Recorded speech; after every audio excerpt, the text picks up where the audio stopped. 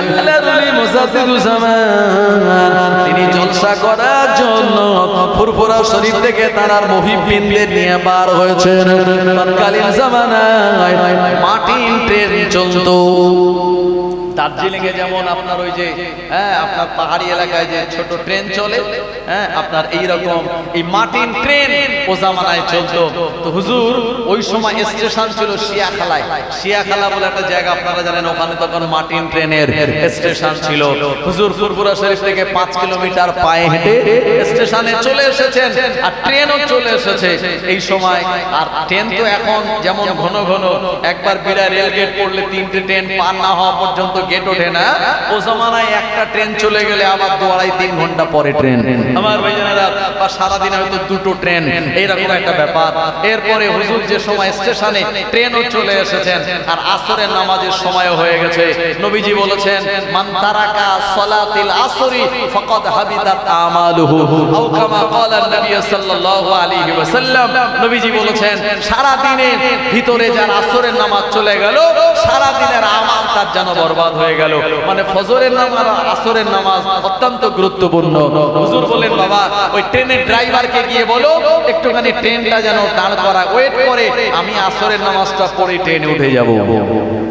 একজন শাগরেদ গিয়ে বললেন, হুজুর, একজন হুজুরের মুরিদ গিয়ে বললেন, স্যার, ড্রাইভারকে বলেন, স্যার একটুখানি আপনি ওয়েট করুন, আমাদের হুজুর এবং আমরা এতজন আছি সবাই যাব, আমরা একটু 4 রাকাত আসরের নামাজ পড়ে তারপরে উঠবো। ট্রেনের ড্রাইভার বলল, এই ট্রেন সরকারি ট্রেন, এটা কারুর কথায় দাঁড়ায় না, কারুর কথায় চলে না, এ তার আপন টাইমে চলে, সুতরাং দাঁড়ানোর কোনো প্রশ্ন নাই। আমার ভাইজানেরা, হুজুরকে এসে বললেন, হুজুর বললেন, আরে চিন্তা করো না, আল্লাহ তো আমাদের জন্য বলেছে, ওয়ালা তাহিনু ওয়ালা তাহজানু ওয়া আনতুমুল আ'লাউনা ইন কুনতুম মুমিনিন। তোমাদের কোনো চিন্তা নাই, পেরেশানি নাই, তোমরাই বিজয়ী হবে, তবে শর্ত হলো বিজয়ী হওয়ার জন্য ইন কুনতুম মুমিনিন, তোমাদের মুমিন হওয়া লাগবে। এক কাজ করো, ও ট্রেন ওখানে থাক, আল্লাহ যদি আমাদের মাহফিল জলসা তাকদীরে লেখে তো আমরা ঠিক চলে যাব, আসরের নামাজ কিন্তু ছাড়া যাবে না। হুজুর তিনি ওই স্টেশনে আপনার নামাজে তানার যারা মুহিব্বিন ছিলেন তানাদের নিয়ে দাঁড়িয়ে গেলেন। আমার ভাইজানেরা, আল্লাহর ওলি মুজাদ্দিদুজ জামান তিনি দাঁড়িয়ে গেলেন আসরের নামাজ পড়ার জন্য। আর দেখা গেল ওই ট্রেনের ইঞ্জিনটা বন্ধ হয়ে গেল, ড্রাইভার কাট নেমে গেল। ইঞ্জিনটাকে পুনরায় চালু করার জন্য অনেক তারা প্রচেষ্টা চালালো, না না না, কোনো ত্রুটি খুঁজে পাওয়া যায় না।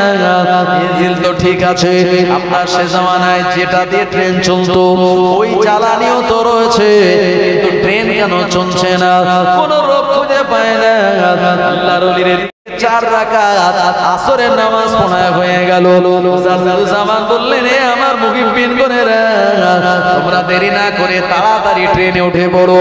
তাড়াতাড়ি হুজুরের মুহিব্বিন আর মুরিদেরা ট্রেনে উঠে পড়লেন। হুজুরের পরে সবার শেষে ট্রেনের বগিতে যখনই পা রাখলেন, আমার আল্লাহর অপার কুদরতি ক্ষমতায় ওই বন্ধ হয়ে যাওয়া ট্রেনের ইঞ্জিনটা অটোমেটিক আবার স্টার্ট হয়ে গিয়েছিল। জোরে হবে না সুবহানাল্লাহ। আমার ভাইজানেরা, ওই ট্রেন হুজুরকে নিয়ে তারপরে মাহফিলে গেল। এটি আল্লাহর ওলিদের কারামাত। আল্লাহর ওলি জানা রাখুন, আমার আল্লাহ রাব্বুল আলামিন তানাদেরকে বেউসুতি করেন না, সদা সর্বদা সব জায়গায় তানাদের সম্মান আর ইজ্জতকে আমার আল্লাহ এভাবেই দান করিয়ে দেন। ও নবীর উম্মতেরা, আল্লাহর ওলি বড় বিশ্বাস রাহমাতুল্লাহ আলাইহিকে আমার আল্লাহ এত বড় ওলি বান্দা বানিয়েছিলেন। তার জীবনী আপনি পড়ে দেখবেন, হুজুরের জীবনের ভিতরে লেখা রয়েছে, হুজুর রাতের বেলা তাহাজ্জুদের নামাজ আদায় করার জন্য তার ঘরেতে তিনি দাঁড়িয়ে গিয়েছেন। ও আমার ভাইজানেরা, আমাদের মতো 5G গতিতে হুজুর নামাজ পড়তেন না। আমাদের নামাজ হয় কি একেবারে 5G গতিতে, 3 বার সুবহান রাব্বিয়াল আলা ভালোভাবে বলবে, এর সময়ও নাই। কোন রকম গিয়ে আমরা সিজদা দিয়া তাড়াতাড়ি রুকু করে সালাম ফিরিয়ে মসজিদ থেকে বার হতে পারলেই ভালো। নবীজি বলেছেন, ঈমান যাদের কমজোর তাদের উদাহরণ হলো পাখির মতো, আর মসজিদ তাদের কাছে খাঁচার মতো। আর ইমানদার যারা, তাদের উদাহরণ হলো মাছের মতো, আর মসজিদ তাদের কাছে পানির মতো। জোরে বলুন সুবহানাল্লাহ। মাছ যেমন পানি ছাড়া বাঁচতে পারে না, আল্লাহর ইমানদার মুমিনরা এনারাও মসজিদ ছাড়া থাকতে পারে না। আর যাদের ঈমান কমজোর, এরা হলো খাঁচায় ধরা পাখির মতো, মসজিদ তাদের কাছে খাঁচার মতো। কোন পাখিকে খাঁচার ভিতরে রাখলে যেমন ছটফট করে কখন বেরিয়ে চলে যাব, এরকম ঈমান যাদের কম, এরাও মসজিদে বেশিক্ষণ থাকতে পারে না। বড় পীর সাহেব হুজুর, যিনি 470 হিজরিতে এ দুনিয়ার জমিনে তিনি দুনিয়ায় জন্মগ্রহণ করেছিলেন আপনার পারস্যের জিলান নগরীতে। পারস্য, বর্তমান পারস্য বলে যে দেশটা আছে, এই দেশটা হলো ইরান। আপনারা জানেন সেই ইরান এখন বর্তমানে মুসলিম কান্ট্রির ভিতরে কত একটা শক্তিশালী দেশ আমার ভাইজানেরা। এবং ইরানের ভৌগোলিক যে পরিস্থিতি, এই ভৌগোলিক পরিস্থিতি এত নিরাপত্তা জনিত হওয়ার কারণে আপনার বাইরের কোন দেশ হঠাৎ করে তার উপরে আক্রমণ করে সুবিধা করতে পারে না। ইরানের দুই দিকে রয়েছে সমুদ্র, আর দুই দিকে রয়েছে বিরাট বড় বড় পাহাড়, আর পাহাড় পেরিয়ে এসে মরুভূমি, আর যে মরুভূমির টেম্পারেচার হলো 70 ডিগ্রি সেলসিয়াস। ভাই, আমাদের দেশে যদি আমাদের এলাকায় 40-42 ডিগ্রি হয় গরম, আমরা সহ্য করতে পারি না। আমরা এয়ার কুলার বা এসি চালাই, আর মরুভূমির টেম্পারেচার যদি 70 ডিগ্রি হয়, ওখানে মানুষের জীবন ধারণ করার মতো ক্ষমতা নাই। কারণ 100 ডিগ্রিতে আপনারা জানেন পানি ফোটে, আর সেখানে যদি 70 ডিগ্রি মরুভূমির গরম হয়, এই পারস্য মানে ইরানের দুই দিকের এমন আপনার বর্ডার সাইডে নিরাপত্তা জনিত আল্লাহ সুন্দর করে দিয়েছে যে বহির বিশ্ব বাইরের কোন দেশ হঠাৎ করে তার উপরে আক্রমণ করতে পারে না। এমন একটা জায়গা যেটাকে বলা হয় পারস্য। নবীর জামানায় ইরানের নাম ছিল পারস্য। সেই পারস্যের আপনার জিলান প্রদেশের একটি জায়গাতে আল্লাহ রাব্বুল আলামিন পিরানে পীর দস্তগীর বড় পীর সাহেব হুজুরকে দুনিয়ার জমিনে পাঠিয়ে দিয়েছিলেন রমজান মাসের 1 তারিখে। রমজান মাসের 1 তারিখে হুজুরের জন্ম হয়েছিল। হুজুর ভূমিষ্ঠ হয়েছিলেন দুনিয়ার জমিনে। হুজুরের আব্বাজানের নাম হলো আবু সালেহ মুসা। আর তানার একটি উপাধি বা তানার বংশের যে গৌরব, এই জায়গায় জাঙ্গি বলে উপাধি দেয়া হতো। এবং হুজুরের আম্মাজানের নাম ছিল সাইয়েদা উম্মুল খায়ের ফাতিমা। আমার আল্লাহ রাব্বুল আলামিন এরকম একটি সুন্দর বংশে, জানার আব্বার বংশ ইমাম হাসানের সঙ্গে কানেক্টেড ছিল, আর জানার মায়ের বংশ ইমাম হোসাইনের সঙ্গে সম্পর্ক ছিল। জোরে বলবেন না সুবহানাল্লাহ।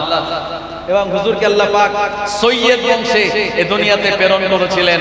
তাম পৃথিবীতে অসংখ্য মুসলমানদের পদবীর বংশ আছে, তাই না? কেউ বা মোল্লা, কেউ বা মন্ডল, কেউ বা খান, কেউ বা বিশ্বাস।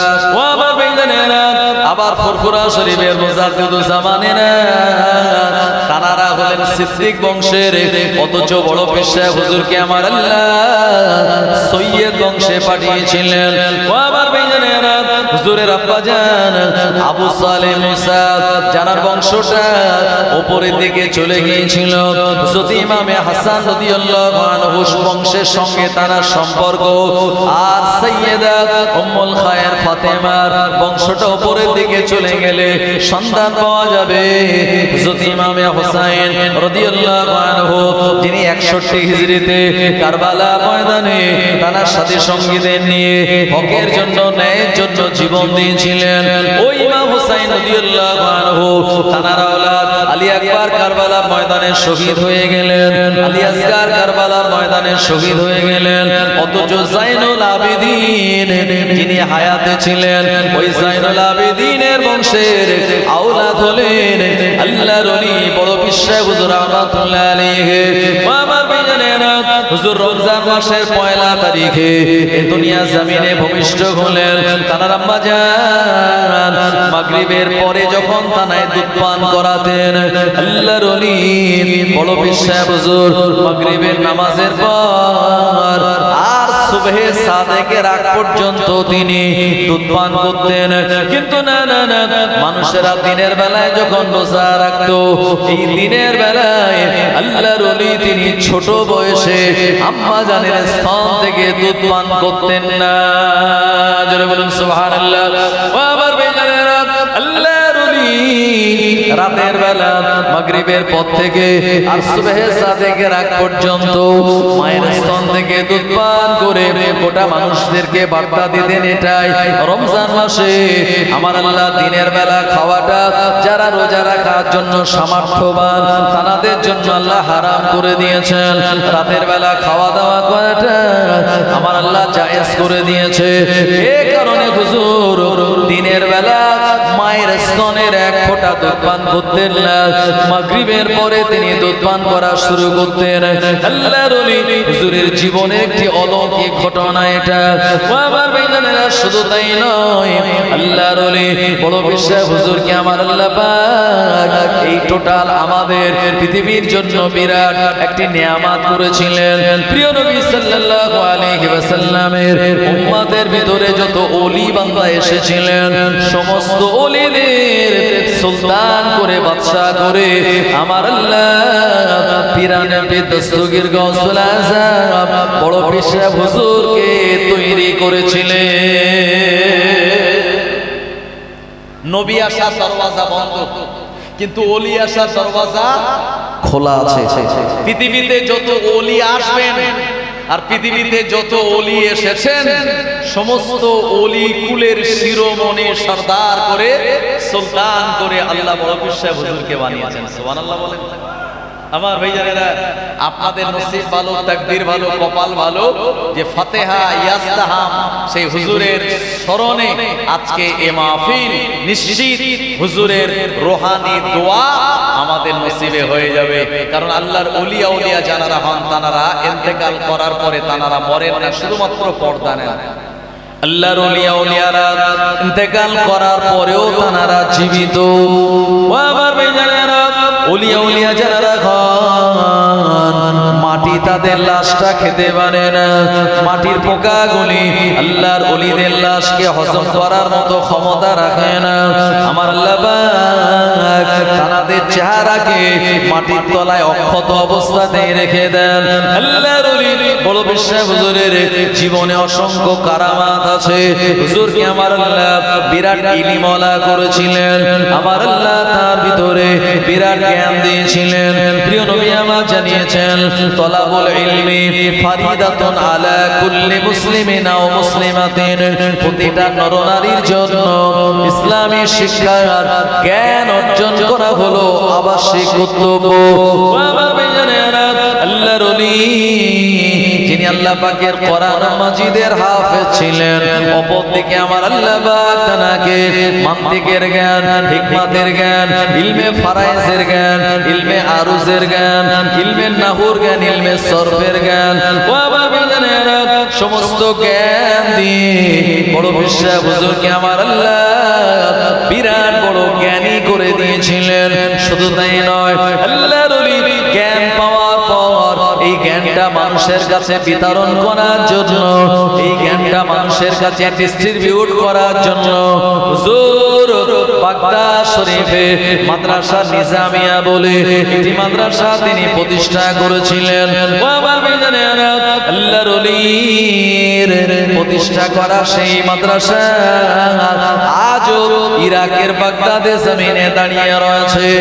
আমার ভাইজানেরা, আল্লাহর ওলি এ বাগদাদে জমিনে তিনি পরবর্তী সময় চলে এসেছিলেন জিলান প্রদেশ থেকে এ বাগদাদ নগরীতে এসে এখানে ইলম শিক্ষা অর্জন করার পর নিজে ওখানে মাদ্রাসা খুলেছিলেন, যে মাদ্রাসায় তিনি তার ছাত্রদেরকে ইলমে বাতিনের জ্ঞান, ইলমে জাহিরের জ্ঞান, আধ্যাত্মিক জ্ঞান ও আবার ভাইজানেরা সমস্ত জ্ঞানগুলি দিয়ে তাদের হৃদয়টাকে ঈমানের আলোয় পরিপূর্ণ করে দিয়েছিলেন।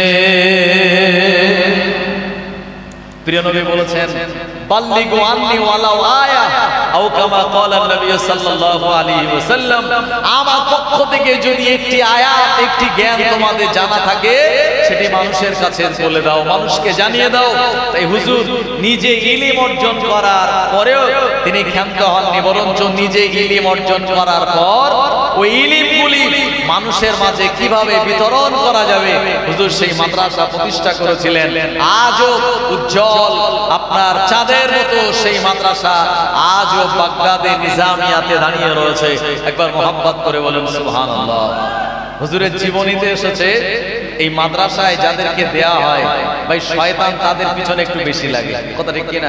আপনার গ্রাম থেকে যদি 20 জন ছেলেকে মাদ্রাসায় দেয়া হয়, দেখবেন কেউ 5-7 বছর পড়ার পরে বাড়ি এসে বলবে আব্বা মাদ্রাসার এই পাতলা ডাল আর প্যান পরা আলু, মানে উজু করা ডাল আর প্যান পরা আলু বলে মাদ্রাসার ছেলেরা, কারণ ডাল এত পাতলা। মাদ্রাসার একটা ছেলে রাতের বেলা জগে ডাল রেখে দিয়েছে, ওই ডাল আর পাচ্ছে না। আর একটা বন্ধুকে জিজ্ঞেস করছে কেন ডাল রাখলাম গেল কোথায়, বললাম আমি উজু করে এসেছি। হ্যাঁ, ডাল এত পাতলা পানি না ডাল বুঝতে পারিনি, তাই মাদ্রাসার ছেলেরা এই পাতলা ডালের নাম দিয়েছে উজু করা ডাল। আর প্যান করা আলু মানে যে আলু খোলা ছেলা হয় না, ওই আলু মাঝখান থেকে ফেড়ে আর হালির মধ্যে দিয়ে দেওয়া হয়, বুঝতে পারলেন? খাওয়ার সময় খোলাটা ছাড়িয়ে তারপরে খাওয়া হয়। তো অনেক ছেলেরা এত কষ্ট তারা করতে পারে না, এই জন্য বাড়ি এসে বলল আব্বা মাদ্রাসায় এত মার আর এত পাতলা ডাল এটা সহ্য করতে পারি না, মাদ্রাসায় আর যাবো না। আপনি আপনার সন্তানকে ভালোবেসে বললেন ঠিক আছে বেটা এত কষ্ট যখন, তখন আর যাওয়ার দরকার নেই, ব্যাস ও তখন বাড়ি থাকলো আর অন্যান্য কাজ কাম করে তার আপনার লাইফটাই বেকার হয়ে গেল। কিন্তু আপনি সেই ছেলেটাকে চোখ রাঙিয়ে যদি বলেন হ্যাঁ এই মাদ্রাসার পাতলা ডাল আর আলু তোমায় খেতে হবে, আর পড়া যখন কমপ্লিট হবে মুরগি কত খাবে তখন আর কোনো অসুবিধা হবে না, এই কথা যদি বলতে পারেন আমার ভাইজানেরা, আর মাদ্রাসায় যদি জোর করে তাকে পাঠানো হয়, তবেই সেই ছেলেটা ইনশাআল্লাহ ইলমের শিক্ষা অর্জন করে কোরআনের হাফেজ হয়ে প্রকৃত মানুষ হতে পারবে, কথা ঠিক কিনা? এই জন্য মাদ্রাসায় পড়াশোনার লাইফটা খুব কষ্টের লাইফ। এখন হুজুরের এই মাদ্রাসা নিজামিয়াতে একজন বুড়ি মহিলা, তার একটা বাচ্চা ছিল, ছেলে ছিল, এই ছেলেটাকে বয়স্ক এক মহিলা তার এই ছেলেটাকে হুজুরের মাদ্রাসায় ভর্তি করে দিয়েছে, কারণ হুজুরের মাদ্রাসায় বিরাট নাম, হুজুরের ইলমের বিরাট নাম। তো হুজুর এই ছেলেটাকে অ্যাডমিশন নিয়েছেন, নিয়ে বললেন ঠিক আছে তুমি আমার কাছে থাকবে আর আমি তোমাকে স্পেশাল ইলমগুলি দেব অল্প সময়, যাতে তুমি বড় হয়ে তোমার আম্মা জানের খেদমত করতে পারো, কারণ দুনিয়াতে মায়ের মতো আর এত দরদি কেউ নাই, কথা ঠিক কিনা? মা তো জান্নাত কা ফুল है, प्यार करना आपका उसूल है, दुनिया का हार मोहब्बत फजूल है और माँ बाप की हार दुआ अल्लाह के दरबार में कबूल है, माँ को नाराज करना इंसान तेरी भूल है और माँ की कदम के मिट्टी जन्नत का धूल है। जोरे बोलें सुभान अल्लाह। इमाम আপনার জন্য দোয়া করবে, কবুল হতেও পারে নাও পারে, আমি দোয়া করব কবুল হতেও পারে নাও পারে, হুজুর দোয়া করবে কবুল হতেও পারে নাও পারে, কিন্তু আপনার মা যদি আপনার জন্য দোয়া করে 100% গ্যারান্টি আছে ওই দোয়াটা আল্লাহ পাক তৎক্ষণাৎ তা কবুল করে নেন। জোরে বলুন আমার ভাইজানেরা। তো ওই মহিলা তার ছেলেকে মাদ্রাসায় দিয়ে ঘরে চলে গিয়েছে। আমার ভাইজানেরা কয়েকটা দিন পেরিয়ে গেল, মা তার ছেলেকে বড় মহব্বত করে ভালোবাসে।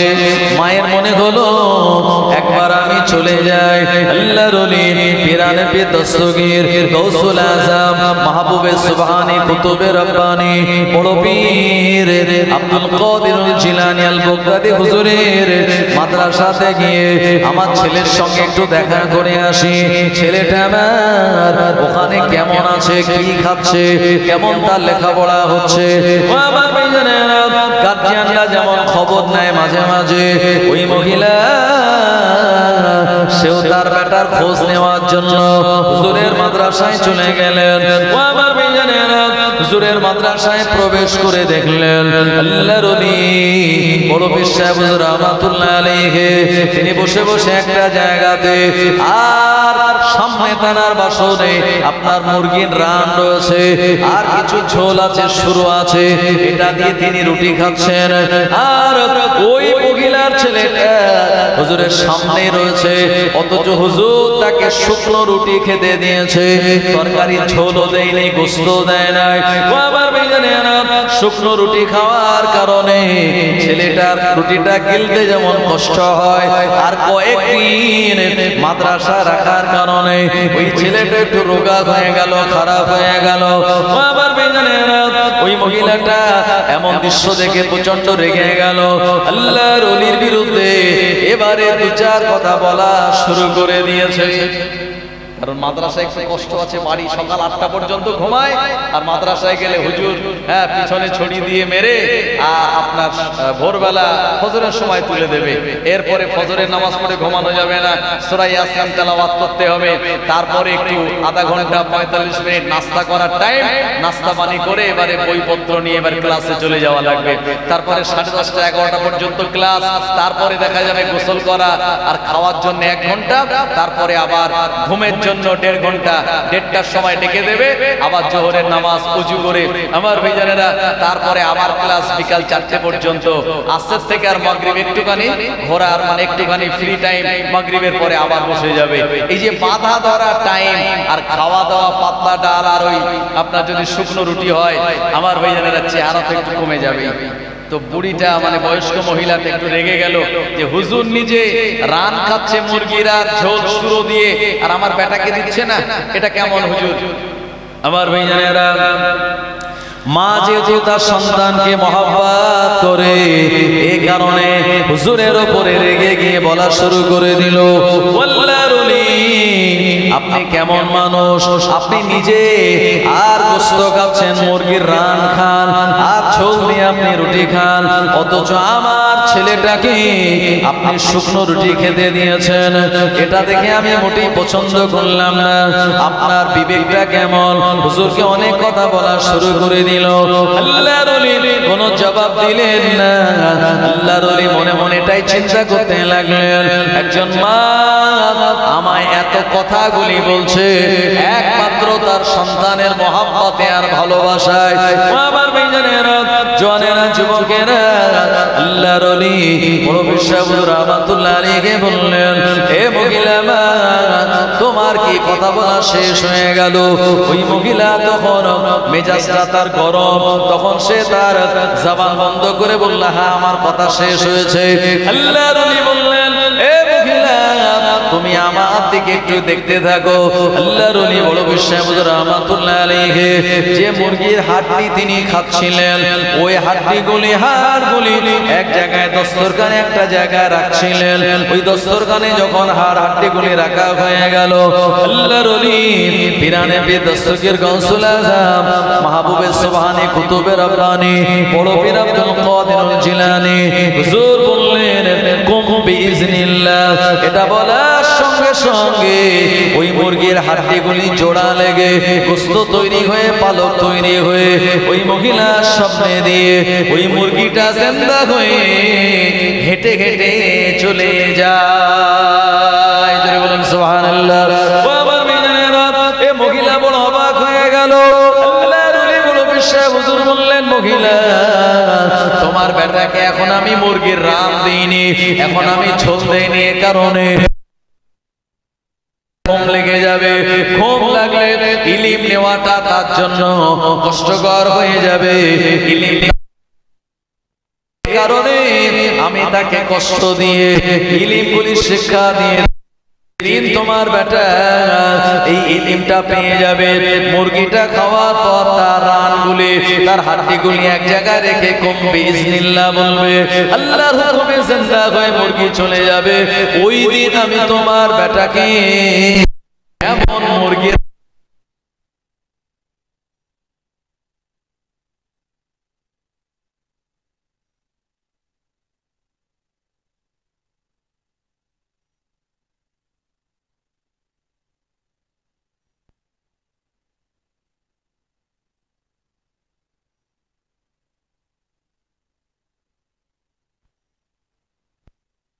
একজন মুরিদ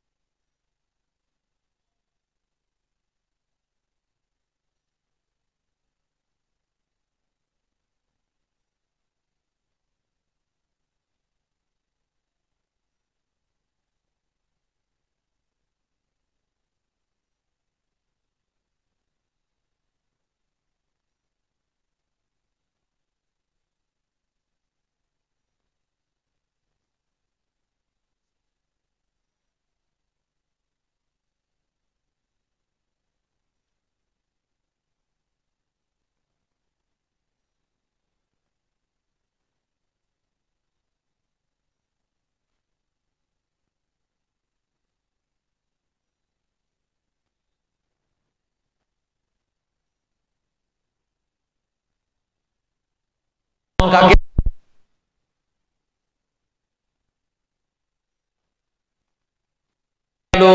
আমার ভাইজানেরা, হুজুরের সেই মুরিদিনী, হুজুরের সেই ব্যবহার করা ওই লোটা বদনাটা নিয়ে আল্লাহ ওলি দরবারে হাজির হয়ে গেল। আল্লাহর ওলিকে বললেন সালাম দিয়ে পর্দার সঙ্গে, ও আমার পীর, ও আমার হুজুর, আমি যখন ডাকাতের কবলে পড়লাম এই সময় আমি আল্লাহর নাম চিৎকার দিয়ে নিয়েছিলাম, আর এই সময় ডাকাতেরা আমার কাছে আসতেছিল মাল সামান ছিনিয়ে নেওয়ার জন্য। হঠাৎ আমি দেখতে পেলাম আপনার ব্যবহৃত অজুর বদনাটা, যেটা আমার কাছে পরিচিত ছিল, যেটি আমার কাছে চেনা ছিল, এই বদনাটা তার মাথায় গিয়ে লাগলো। আর ওই ডাকাতের সর্দার সে মাথা ঘুরে উল্টে পড়ে গেল। সর্দারের এমন অবস্থা দেখে অন্যান্য তার দলের লোকেরা পালিয়ে চলে গেল। হুজুর আমিও তাদের কবল থেকে নিরাপত্তা লাভ করলাম। আল্লাহর ওলি মুচকে হেসে বললেন, তুমি যখন আল্লাহর নাম নিয়েছো, তুমি যেহেতু আমার মুরিদিনী, আমার আল্লাহ পাক এই খবরটা আমায় জানিয়ে দিয়েছে, আর আমার উজু করা লোটা তোমাকে হেফাজতের জন্য ছুড়ে দিয়েছিলাম। আরো জোরে বলেন সুবহানাল্লাহ। আমার ভাইজানেরা, এই আল্লাহর ওলির এগুলি হলো কারামাত। এই কারামাতকে বিশ্বাস করেন তো আপনারা? হ্যাঁ, নবীজি যে কাজগুলি দেখিয়েছেন, আকাশের চাঁদ দ্বিখণ্ডিত হয়ে যাওয়া, পাথরের কলমা পড়া, গাছের চলা, আমার ভাইজানেরা এগুলি হলো সব নবীদের মুজিজা। আর মুজিজা যারা অস্বীকার করবে তারা কাফের হয়ে যাবে। নবীর মুজিজা অস্বীকার করলে ঈমান আর থাকবে না, আর ওলিদের কারামাত অস্বীকার করলে সে ব্যক্তি ফাসিক হবে। এই জন্য ইমামে আযম আবু হানিফা হুজুর একটি কিতাব লিখেছেন, কিতাবের নাম হলো আল ফিকহুল আকবার, আকীদার কিতাব। ওই কিতাবের ভিতরে লেখা আছে আল কারামাতু আউলিয়ায়ে হাক্কুন, ওলিদের কারামাত হক আর সত্য, এটা অস্বীকার করার কোনো জায়গা নাই। যারা প্রকৃতপক্ষে ঈমানদার মুসলমান, ওলি আউলিয়াদের কারামাত জীবনে তারা অস্বীকার করেন না। জোরে হবে না সুবহানাল্লাহ। আমার ভাইজানেরা, একটু মহাব্বতে দরুদ শরীফ আমি বলবো। সেই হুজুরের জীবনী যেহেতু ফতেহা ইয়াজদাহাম উপলক্ষে মাহফিল, একটু মহাব্বতে দরুদ শরীফ পড়ুন। আর যারা পিছনে আছেন মাঝখানের দিকে ফাঁকা না রেখে আপনারা একটু জায়গাটা জমে জমে বসে যান। দরুদ শরীফ আল্লাহুম্মা সাল্লি আলা সাইয়্যিদিনা মাওলানা মুহাম্মদ ওয়া আলা আলিহি।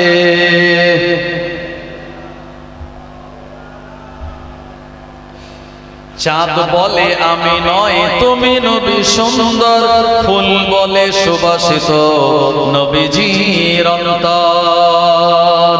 চাঁদ বলে আমি নয় তুমি নবী সুন্দর, ফুল বলে সুবাসিত নবীজির অন্তর। তারাদের দল বলে তুমি প্রিয় দরবে, মেঘ বলে পানি হয়ে তুমি নবী সরবে। মানুষের কাছে তুমি রহমের বন্ধন, মানুষের কাছে তুমি রহমের বন্ধন। চাঁদ বলে আমি নয় তুমি নবী সুন্দর, ফুল বলে সুবাসিত নবীজির অন্তর। রোদ বলে খুশি মনে তুমি নবী শান্তির, শেষ করে দিলে তুমি ছিল যত ভ্রান্তি। রাত বলে নূর ছিল রাসূলের দৃষ্টিতে, দিন বলে তুমি সেরা মাবুদের সৃষ্টিতে। আলোময় করে দিলে পৃথিবীর অন্তর, আলোময় করে দিলে পৃথিবীর অন্তর।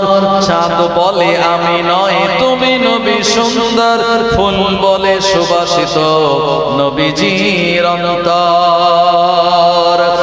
আরবের পথ বলে তুমি নবী মুক্তির, বয়ে দিলে ধরণীতে বায়ুতাপ স্বস্তির। মদিনার বাতাসেরা এসে বলে বাংলায়, আকাশের সুখ নামে প্রতিদিন রওজায়। জোরে হবে না সুবহানাল্লাহ। মদিনাতে আল্লাহর রহমত অবতীর্ণ হয় কি হয় না? জোরে বলেন। সদা সর্বদা মদিনায় আল্লাহ পাকের রহমত অবতীর্ণ হয়। আমি প্রমাণ হিসাবে বলতে পারি, সুনিতা উইলিয়ামস একজন মহাকাশচারী বৈজ্ঞানিক। আমার ভাইজানেরা, নাসার বৈজ্ঞানিকরা তাকে পাঠিয়েছিল মহাকাশে, সেখান থেকে ইনফরমেশন আর তথ্য আনার জন্য। সুনিতা উইলিয়ামস যে যানে করে মহাকাশে গিয়েছিল, মহাকাশে পৌঁছানোর পর সেই যানের আপনার যান্ত্রিক গোলযোগ দেখা দিল। এরপরে একটানা 10 মাস এই মহাকাশে আটকা ছিল। তারপরে আপনারা জানেন আমেরিকার একজন বিখ্যাত বৈজ্ঞানিক, নাম হলো তার ইলন মাস্ক। এই ইলন মাস্কের পাঠানো যান আবার মহাকাশে চলে গেল। এরপরে এই 2025 সালে ফেব্রুয়ারি মাসে ওই আপনার সুনিতা উইলিয়ামস এবং তার দুজন সঙ্গী, যারা ওই ইলন মাস্কের পাঠানো যানে করে মহাকাশে ফিরে এসেছিল এবং সমুদ্রের পানির উপরে ল্যান্ড করানো হয়েছিল। কারণ কল্পনা চাওলার এই যান আস্তে আস্তে যেমন ব্লাস্ট হয়েছিল পৃথিবী ছোঁয়ার আগে, এরকম দুর্ঘটনা যাতে না ঘটে, সেই জন্য আগাম সতর্কতার সঙ্গে আপনার সমুদ্রের পানির উপরে এটা ল্যান্ড করানো হয়েছিল। তো সুনিতা উইলিয়ামস যেখানে ছিল, এখানে এমন একটা জায়গা যেখানে বাতাসের কোনো ভার নাই, আমার ভাইজানেরা, যেখানে কোনো মাধ্যাকর্ষণ শক্তি নাই, এমন একটি জায়গা যে জায়গায় আপনার পানি এরকম উপরে তুললে ওই পানিটা মুখে সহজে আসে না, ওটা মুখের ভিতরে পানিটা ঢুকিয়ে দিতে হয়। এমন একটি জায়গা যেখানে মানুষ শূন্যে ভেসে বেড়ায়। ওই জায়গা থেকে যখন 10 মাস পরে ফিরে এসেছে, তাকে জিজ্ঞেস করা হলো, ম্যাডাম আপনি কিছু ইনফরমেশন আমাদেরকে দিন। অনেক ইনফরমেশন দিয়েছিল, কিন্তু সেখান থেকে দুটো ইনফরমেশন অত্যন্ত ভাইটাল। একটি হলো, উনি বলেছেন যে সদা সর্বদা আমি আসমানে একটা গুনগুন আওয়াজ শুনেছি। আমার মনে হয়েছে যেন কোন একজন স্রষ্টার কোন একজন গডকে সদা সর্বদা সবাই মিলে গুণগান করছেন, তাসবিহ পড়ছেন। এই সময় ম্যাডামকে বলা হলো ইসলামিক রিসার্চ সেন্টারের পক্ষ থেকে, ম্যাডাম আপনি আসমানে যে গুনগুন আওয়াজ শুনতে পেয়েছেন, এটা অন্য কোনো আওয়াজ নয়, এটা হলো ফারিস্তাদের আল্লাহর জিকির করার আওয়াজ। জোরে বলুন সুবহানাল্লাহ। আর দ্বিতীয়ত উনি বলেছেন, আমি দুই জায়গা দেখেছি পৃথিবীর একদম মিডিল পজিশন জায়গা, যে জায়গার সঙ্গে আকাশের সরাসরি কানেকশন। একটি জায়গায় কালো ঘর আছে যেখানে মানুষেরা প্রদক্ষিণ করছে, আর একটা জায়গায় সবুজ গম্বুজ আছে। এই জায়গাতে যেন আসমান থেকে একটা কানেকশন। তখন বলে দেয়া হলো এই দুটি জায়গা পৃথিবীর সবথেকে গুরুত্বপূর্ণ দুটো জায়গা, যে জায়গা দুটি ভালোবাসা মুসলমানের ঈমান। একটি হলো কাবা বাইতুল্লাহ, আর একটা হলো প্রিয় নবীর রওজায়ে আতহার। এই দুই জায়গা আসমান থেকে আপনি যে কানেকশন বুঝেছেন, এটি হলো আল্লাহ তাআলার রহমতের কানেকশন, যেখানে সদা সর্বদা রহমতগুলি অবিরত ধারায় বর্ষিত হচ্ছে। জোরে বলুন সুবহানাল্লাহ। আরবের পথ বলে তুমি নবী মুক্তির, বয়ে দিলে ধরণীতে বায়ুতাপ স্বস্তির। মদিনার বাতাসেরা এসে বলে বাংলায়, আকাশের সুখ নামে প্রতিদিন রওজায়। ভরে গেল সাকিনাতে মদিনার প্রান্তর, ভরে গেল সাকিনাতে মদিনার প্রান্তর। চাঁদ বলে আমি নয় তুমি নবী সুন্দর, ফুল বলে সুবাসিত নবীজির অন্তর। তারাদের দল বলে তুমি প্রিয় দরবে, মেঘ বলে পানি হয়ে তুমি নবী সরবে। মানুষের কাছে তুমি রহমের বন্ধন, মানুষের কাছে তুমি রহমের বন্ধন। চাঁদ বলে আমি নয় তুমি নবী সুন্দর, ফুল বলে সুবাসিত নবীজির অন্তর। রোদ বলে খুশি মনে তুমি নবী শান্তির, শেষ করে দিলে তুমি ছিল যত ভ্রান্তি। রাত বলে নূর ছিল রাসূলের দৃষ্টিতে, দিন বলে তুমি সেরা মাবুদের সৃষ্টিতে। আলোময় করে দিলে পৃথিবীর অন্তর, আলোময় করে দিলে পৃথিবীর অন্তর। চাঁদ বলে আমি নয় তুমি নবী সুন্দর, ফুল বলে সুবাসিত নবীজির অন্তর। লা ইলাহা ইল্লাল্লাহ, লা ইলাহা, লা ইলাহা ইল্লাল্লাহু মুহাম্মাদুর রাসূলুল্লাহ সাল্লাল্লাহু আলাইহি ওয়াসাল্লাম। আমার ভাইজানেরা, তাই দুনিয়ার জমিনে ওলিয়া উলিয়া যারা হন জীবনে কোনোদিন মিথ্যা কথা তারা জবানে বলেন না। কোরআনুল মাজিদ আল্লাহ শুনিয়েছেন, ওয়া আজতানিবু কাওলা যুর, মিথ্যা বলা থেকে তোমরা বেঁচে থাকো, কারণ সব পাপের মূল হলো মিথ্যা কথা, ঠিক কিনা?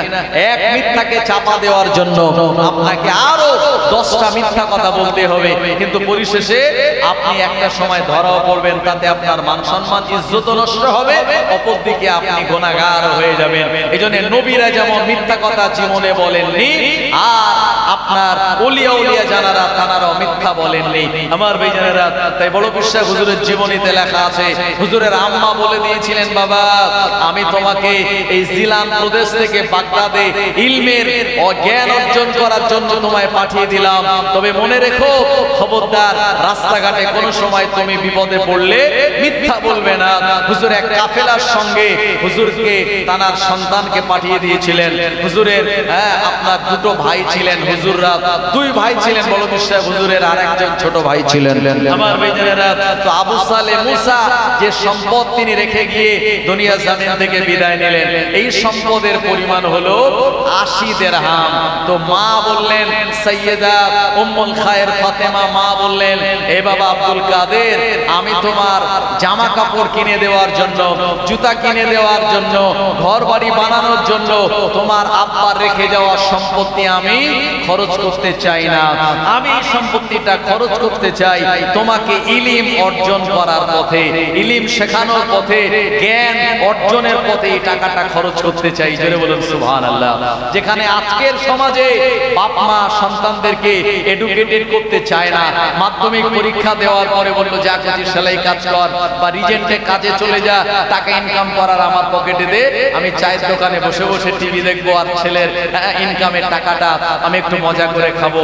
আমার ভাইজানেরা, যেখানে বর্তমান যুগে এই পিতামাতাদের অনেকের এই টেন্ডেন্সি চলে এসেছে, আর 470 হিজরির কথা বলছি, ওনার মা বললেন, সাইয়েদা উম্মুল খায়ের ফাতেমা, যে আমি এই 80 দিরহামের 40 দিরহাম তোমার আর 40 দিরহাম তোমার ভাই, সুতরাং 40 দিরহামটা খরচ হবে শুধুমাত্র ইলম অর্জন করার জন্য। জোরে বলবেন না সুবহানাল্লাহ। আমার ভাইজানেরা, জওয়ানেরা, যুবকেরা, কারণ সে যুগে ইলম অর্জন করার বিরাট দাম দেয়া হতো, সম্মান দেয়া হতো।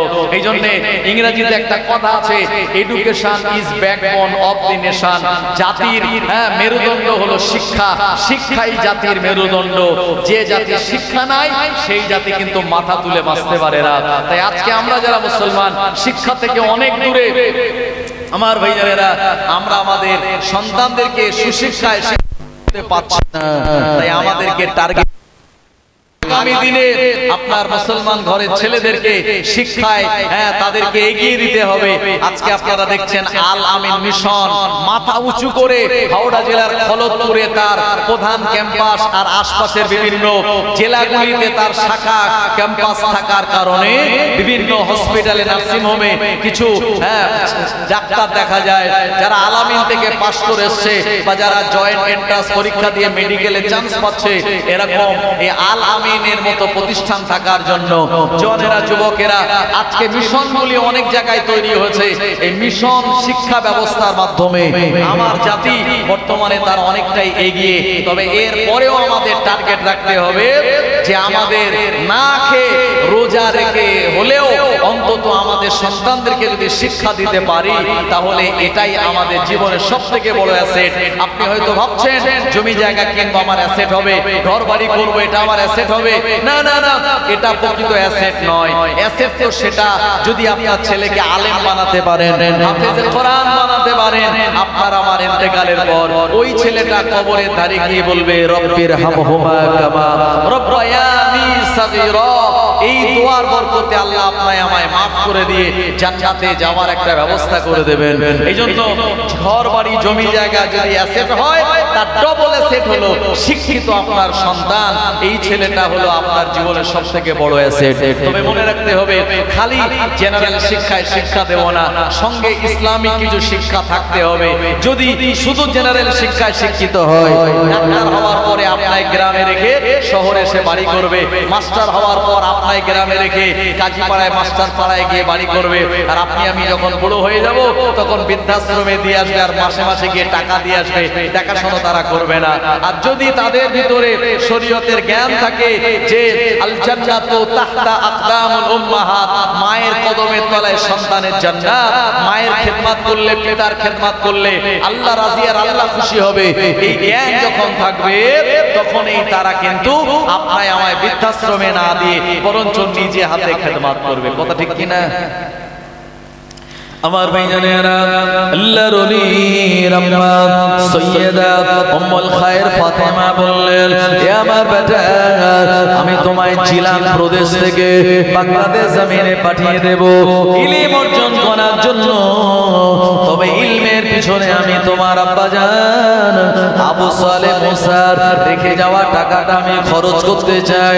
হুজুরের আম্মা একটি কাফেলার সঙ্গে তার সন্তানকে দেওয়ার আগে সন্তান বড় বিশ্বাস হুজুর আব্দুল কাদের জিলানী আল বাগদাদি হুজুরের এইটা আপনার বাম হাত বা ডান হাতের এই বগলের তলায় একটা ছোট্ট করে ভিতরে পকেট বানিয়ে দিলেন, জেব বানিয়ে দিলেন। ওই জায়গায় 40 দিরহাম টাকা দিয়ে বললেন, বাবা এই টাকাটা তুমি তোমার ইলমের পথে খরচ করো। তবে মনে রেখো, আমি তোমার আম্মা হয়ে তোমায় বলে দিলাম, জীবনে যত বিপদ আপদ মুসিবতে পড়ো না কেন মিথ্যা তুমি বলবে না। মায়ের বলা এ নসিহতকে পাথেয় করে নিয়ে মাথার উপরে গ্রহণ করে নিয়ে আল্লাহর ওলি তিনি ওই জিলান প্রদেশ থেকে বাগদাদ নগরের দিকে রওনা হয়ে যান। ব্যবসায়িক দলের কাফেলার সঙ্গে ব্যবসায়িক দলের কাফেলারা যেতে যেতে যেতে যেতে পথিমধ্যে এক বিরাট ডাকাত দলের আক্রমণের শিকার হয়ে গেল। ডাকাত দলেরা ওই কাফেলার উপর আক্রমণ করে বসলো, কাফেলার মাল সামান গুলি ছিনিয়ে নিল, টাকা পয়সা গুলি ছিনিয়ে নিল, সোনা দানা গুলি ছিনিয়ে নিল। আবার বেজানেরা আলাদা আলাদা ভাবে সবাইকে জাস্টিফাই করে সবাইকে চেক করে সবাই থেকে সম্পদ কেড়ে নেওয়া হলো। আল্লাহর ওলি বড় বিশ্বাস হুজুর মাসুম বাচ্চা, বয়স তখন তার অল্প। হুজুরের কাছে ডাকাত দলের সর্দার চলে গেল, এ বাচ্চা একবার বলো তোমার কাছে কিছু আছে নাকি? অনেক জায়গায় চেক করার পর যখন কিছুই পেল না, আল্লাহর ওলিকে বললেন, বাবা একবার বলো তোমার কাছে কিছু আছে নাকি? আল্লাহর ওলি তিনি বলে দিয়েছিলেন, আমার কাছে 40 দিরহাম টাকা রয়েছে। ওরা বলল, টাকাটা তো আমরা পাচ্ছি না। হুজুর তখন টাকাটা যে জায়গায় আম্মাজান সেলাই করে দিয়েছিলেন পাঞ্জাবের ভিতরে, ওই জায়গাটা তিনি দেখিয়ে দিলেন। ডাকাত দলের সর্দারেরা, ডাকাত দলের আরো যারা শাগরেদ ছিল, এরা সবাই মিলে টাকাটা ওখান থেকে বার করলো। গুনে গুনে দেখলো তাতে 40 দিরহাম টাকা রয়েছে। ও মুসলমান আমার, এ সময় ডাকাত দলের লোকেরা বড় অবাক হয়ে জিজ্ঞাসা করলো, এ বেটা আব্দুল কাদের, তোমার নাম আমরা জেনেছি, তবে এমন জায়গায় তোমার টাকাটা ছিল, তুমি যদি আমায় না বলতে, আমাদেরকে না জানাতে, ওই টাকাটা আমরা কোনো মতেই খুঁজে পেতাম না। এই টাকাটা কোন জায়গায় তুমি কেনই বা জানিয়ে দিলে, আর কেনই বা সত্য কথা তুমি আমাদেরকে শুনিয়ে দিলে? আল্লাহর ওলি মাসুম বাচ্চা হওয়ার পরেও তিনি বলে দিয়েছিলেন, ও আল্লাহর বান্দারা, আমার আম্মা আমায় ছোটবেলা থেকে সুশিক্ষায় শিক্ষিত করেছেন। আমার আম্মা এমন একজন মহিলা যিনি আমাকে দোলনায় নিয়ে আল্লাহ পাকের কোরআন মাজিদ তেলাওয়াত করতেন। আমার আম্মা এমন একজন মহিলা যিনি কোনো কাজ শুরু করার আগে বিসমিল্লাহ বলতেন। আমার আম্মা সদা সর্বদা আমাকে ইসলামী শিক্ষায় শিক্ষিত করেছেন। আমার আম্মা বাড়ির থেকে আমায় পাঠিয়ে দেওয়ার আগে বলে দিয়েছিলেন, এ আমার বেটা, জীবনে যত বিপদ আপদ মুসিবত আসুক না কেন মিথ্যা তুমি বলবে না। আমি আমার মায়ের ওই কথাকে মান্যতা দেওয়ার জন্য আমি মিথ্যা না বলে সত্যটা বলে দিয়েছি। ডাকাত দলের সর্দার তো অবাক, বলল, আরে তোমার মা মিথ্যা বলতে মানা করেছে, সেই মায়ের কথাকে মান্যতা দিয়ে তুমি মিথ্যা বলনি, তুমি জানতে এই টাকাটা আর সন্তান দিলে আমরা নিয়ে নেব, এত লস তোমার হবে, তারপরেও তুমি সত্য বলেছো। আর আমরা যে আল্লাহর বান্দা, সেই আল্লাহ তিনি কোরআন মাজিদে নিষেধ করেছেন, ও আজতানিবু কাওলা যুর, মিথ্যা থেকে তোমরা বেঁচে থাকো। আল্লাহ পাক কোরআন মাজিদে জানিয়েছেন, আহাল্লাল্লাহুল বাইয়া ওয়া হাররামা রিবা, আল্লাহ ব্যবসাকে হালাল করেছেন, সুদকে হারাম করেছেন। আল্লাহ মেরে নেওয়া, কেটে নেওয়া, কেড়ে নেওয়া এগুলিকে হারাম করেছেন। তারপরে আমরা সেই আল্লাহর আইনকে ভুলে গিয়ে আমরা এই কাজে লিপ্ত। আমাদের চোখ খুলে দিয়েছো তুমি। ওই সরদার বলল, ডাকাত দলের সরদার বলল, হে বাবা আব্দুল কাদের, আমি তোমার কাছ থেকে আজকে যে শিক্ষা পেলাম, এই শিক্ষাটা আমার বাস্তব জীবনে আমি কাজে লাগাতে চাই, অ্যাপ্লাই করতে চাই। সুতরাং আমি তোমার হাতে হাত দিয়ে আজকে তওবা করতে চাই আর অঙ্গীকারবদ্ধ করতে চাই, অঙ্গীকারবদ্ধ হতে চাই।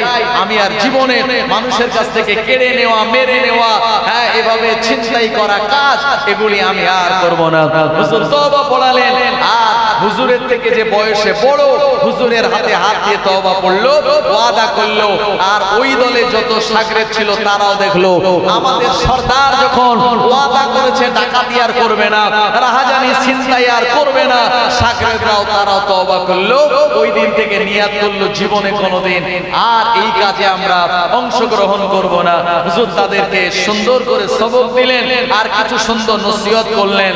হুজুরের এই নসিহতগুলি পালন করে ওই ডাকাত দলের লোকেরা পরবর্তী সময় আল্লাহর একজন বড় ওলি হয়ে গিয়েছিলেন। জোরে বলুন সুবহানাল্লাহ। আমার ভাইজানেরা, তিনি হলেন সেই বড় পীর জানার ইন্তেকালের দিনের কারণে উদ্দেশ্য করে যিনি 561 হিজরিতে দুনিয়া থেকে বিদায় নিয়েছিলেন। আমার ভাইজানেরা, তানা সেই 11 রবিউল সানিকে কেন্দ্র করে আজকে মাহফিল। তাই আমাদেরকেও শিক্ষা নিতে হবে, জীবনে আমরা মিথ্যা কথা বলবো না। খালি আপনি যদি এই ফতেহা ইয়াজদামে জলসা দিয়ে আর বিরিয়ানি খেয়ে বাড়ি চলে যান, এতে লাভ হবে না। লাভ হবে তখন যখন বড় বিশ্বয় হুজুরের আদর্শ আপনার আমার জীবনে আমরা কাজে লাগাতে পারবো। তাই ওয়াদা করতে হবে, হুজুর জীবনে মিথ্যা বলেননি, আমরাও মিথ্যা বলবো না। শত বিপদে পড়লে ভরসা রাখতে হবে আল্লাহর উপরে। আমার ভাইজানেরা, আর ইলমের উপরে হুজুর যে জোর দিয়েছেন, এখান থেকে আমাদের অঙ্গীকারবদ্ধ হতে হবে। আমরাও আমাদের সন্তানদেরকে ইলমের শিক্ষায় শিক্ষিত করব। নবীজি বলেছেন, উতলুবুল ইলমা মিনাল মাহদি ইলাল লাহদি, তোমরা জ্ঞান অর্জন করো মায়ের কোল থেকে আর কবরে যাওয়ার আগ পর্যন্ত। হুজুরের সেই কথাগুলি, এটাই হবে আমাদের জীবনের সবথেকে বড় উৎকৃষ্টতম হেদায়েতের একটি রাস্তা। একবার জোরে বলুন সুবহানাল্লাহ। একটু দরুদ শরীফ, আল্লাহুম্মা সাল্লি আলা সাইয়্যিদিনা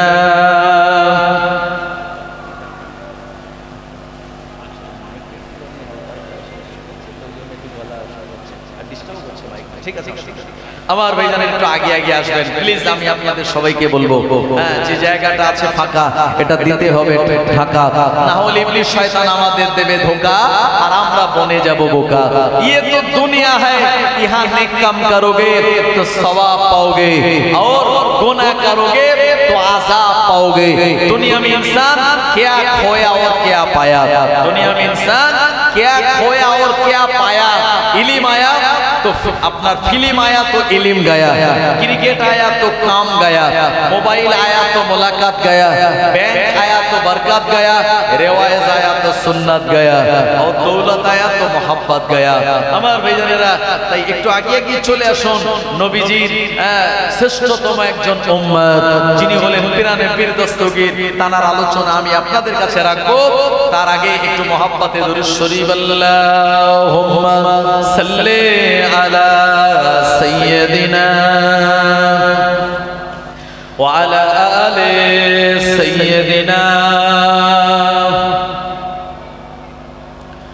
ও নবী উম্মত উম্মতানিরা, আল্লাহর ওলি পিরানে পীর দস্তগীর গাউসুল আযম মাহবুবে সুবহানী কুতুবে রব্বানী গাউসে সামদানি বড় পীর আব্দুল কাদের জিলানী আল বাগদাদী হুজুরকে আমার আল্লাহ রাব্বুল আলামিন শয়তান শয়তানের ধোঁকা থেকে তানাকে কেমন ভাবে পরিত্রাণ দিয়েছিলেন হুজুরের জীবনের ভেতরে লেখা আছে।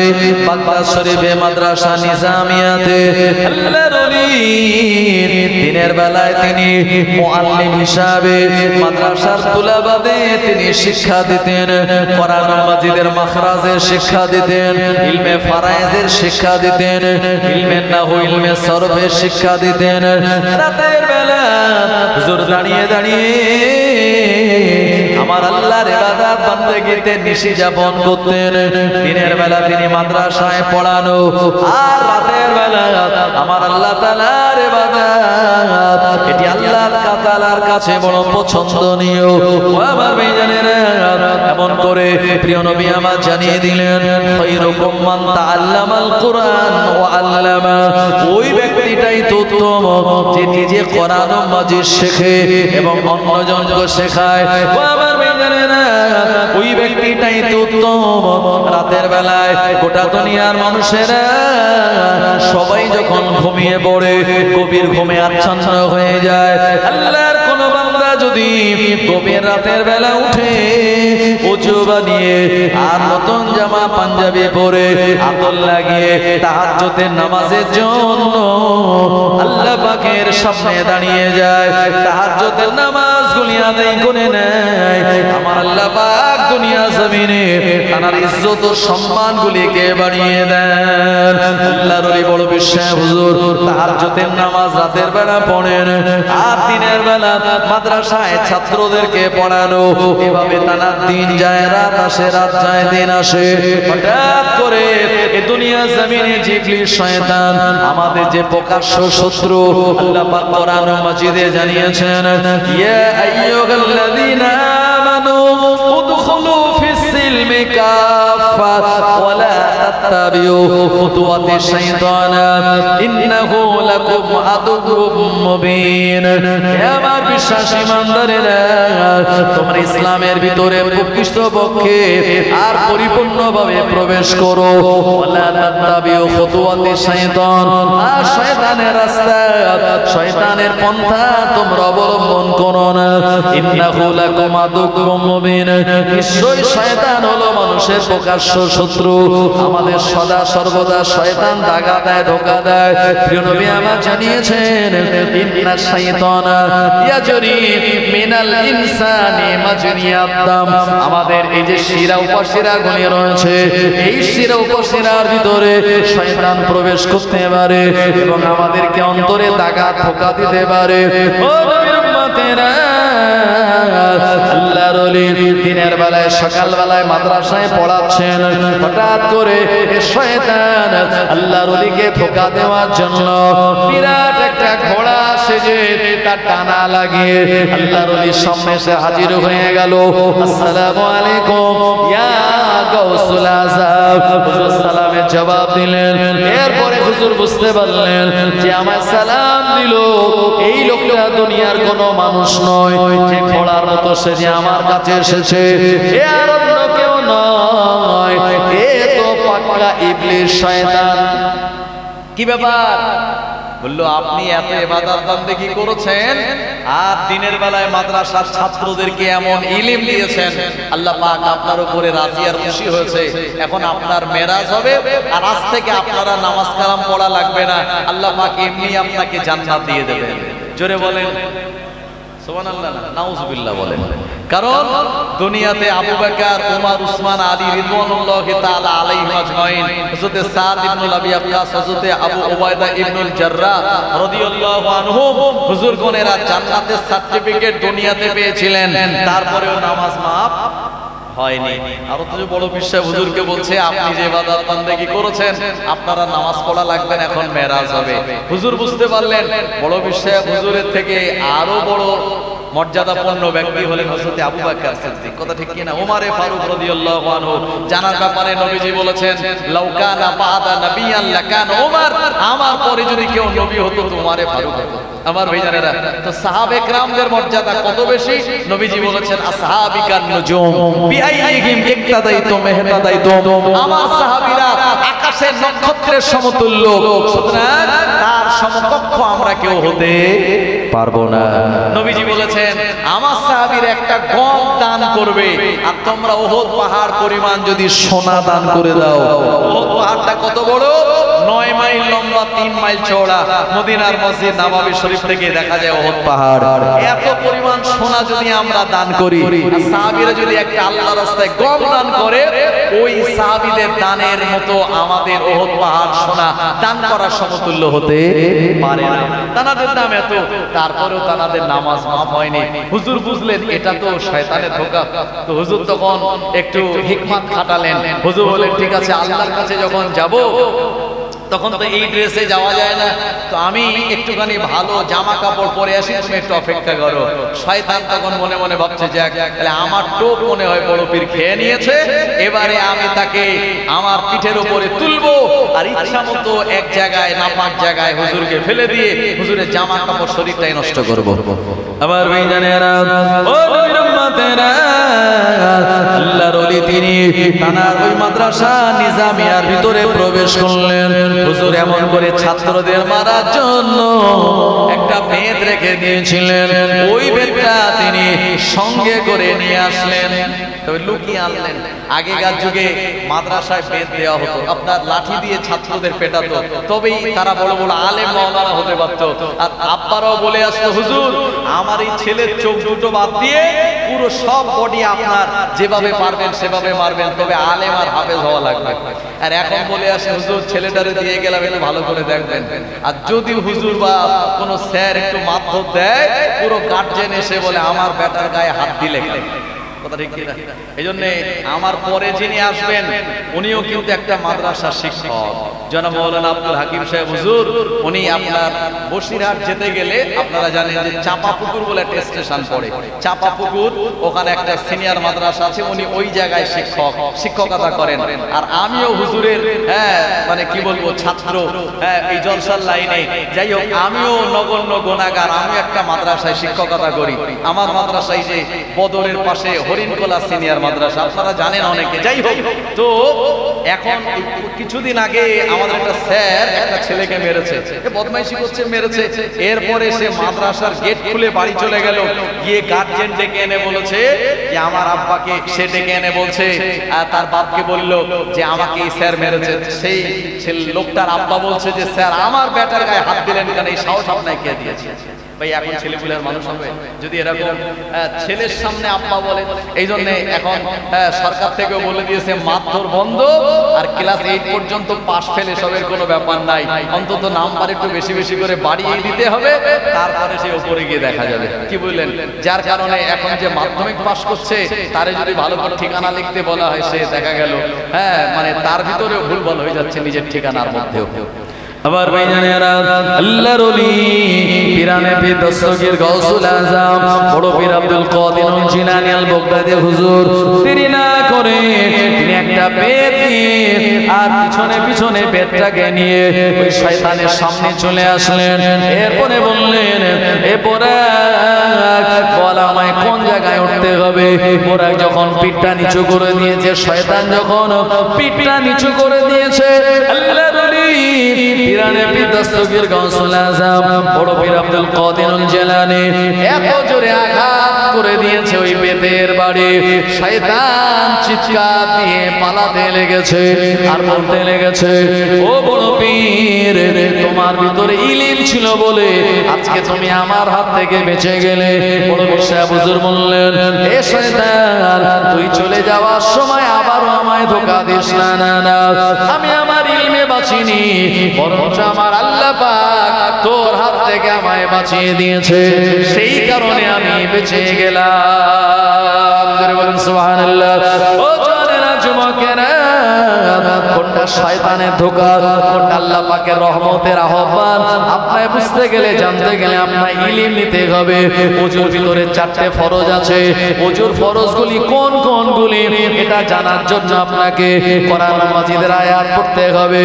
ইয়া আইয়ুহাল্লাযীনা আমানু ইযা কুমতুম ইলাস সালাত ফাগসিলু উজুহাকুম ওয়া আইদিয়াকুম ইলাল মারাফিক ওয়া আমসাহু বিরুসিকুম ওয়া আরজুলাকুম ইলাল কাবাইন। তায়াম্মুমের ভিতরে 3টে ফরজ আছে, গোসলের মধ্যে 3টে ফরজ আছে, নামাজের ভিতরে বাইরে 13টা ফরজ আছে, এগুলি জানার জন্য আপনাকে ইলম নেওয়া লাগবে।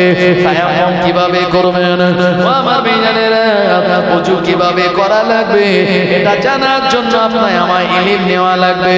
দুনিয়ার জমিনে সবাই আপনার থেকে সবকিছু কেড়ে নিতে পারবে, কিন্তু আমার আল্লাহ প্রদত্ত জ্ঞান আর ইলমগুলি কেউ কোনোদিন আপনার থেকে কেড়ে নেবে না।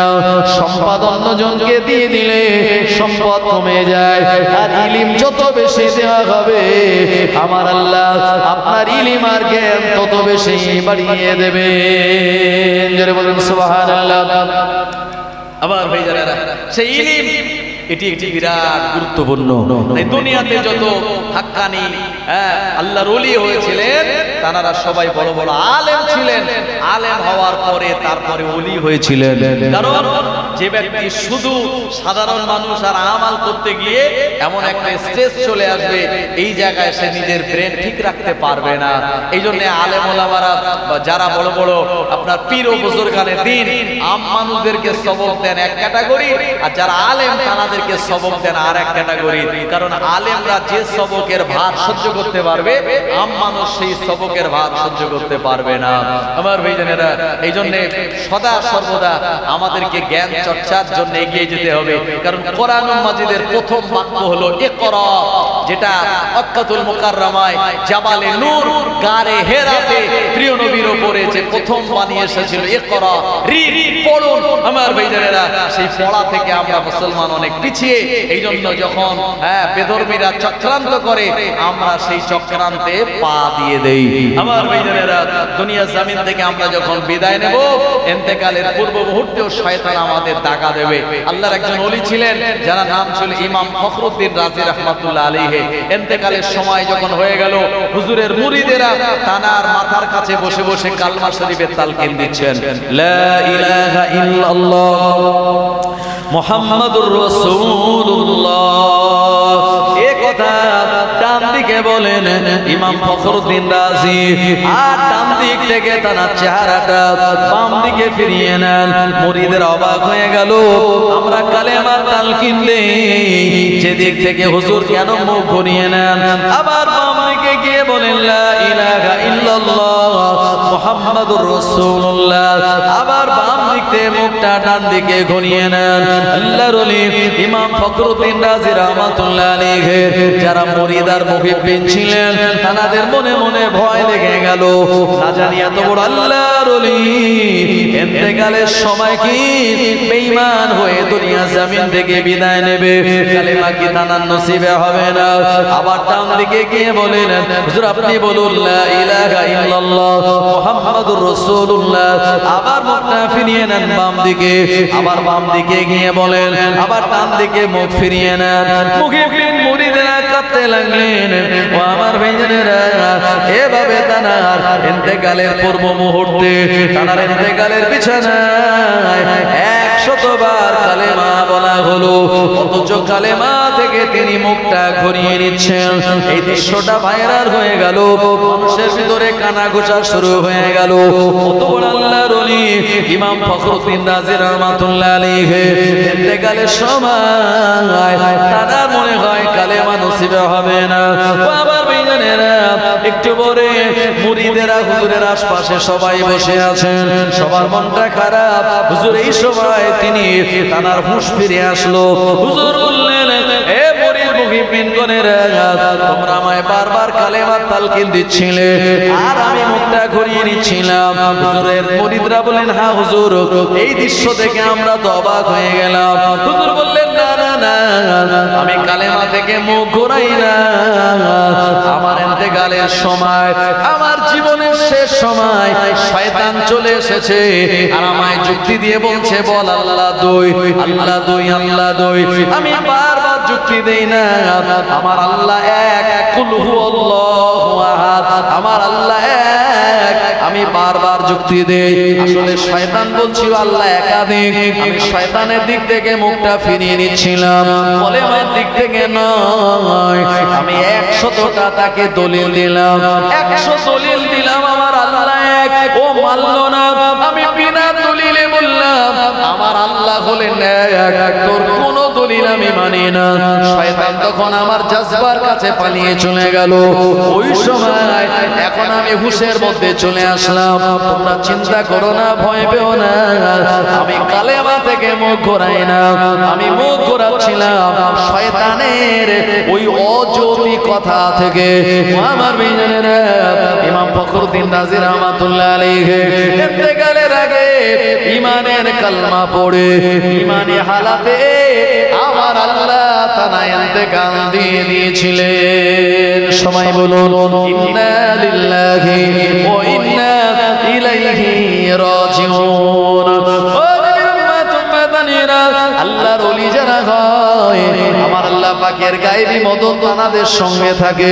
ফুরফুরা শরীফের মুজাদ্দিদুজ্জামান ছিলেন কাদেরিয়া তরিকার সবক আমাল করা একজন ব্যক্তি। কাদেরিয়া তরিকার শায়েখ হলেন বড় পীর সাহেব হুজুর, আর চিশতিয়া তরিকার শায়েখ হলেন খাজা গরিবে নওয়াজ আসমিরি সঞ্জরি রহমাতুল্লাহ আলাইহি। নকশবন্দিয়া তরিকার শায়েখ হলেন বাহাউদ্দিন নকশবন্দি। মুজাদ্দিদিয়া তরিকার পীর হলেন আহমদ ফারুকি মুজাদ্দিদ আল ফিসানি রহমাতুল্লাহ আলাইহি। আমার আল্লাহ রাব্বুল আলামিন এই দুনিয়া জমিনে চারজন বড় বড় পীরের থেকে কাদেরিয়া, চিশতিয়া, নকশবন্দিয়া, মুজাদ্দিদিয়া এই চার তরিকা তিনি দুনিয়ায় ছড়িয়ে দিয়েছেন। মুজাদ্দিদুজ্জামান এই চার তরিকার সবকের একজন আমল করনেওয়ালা ওলি ছিলেন। একবার প্রাণ খুলে বলুন সুবহানাল্লাহ।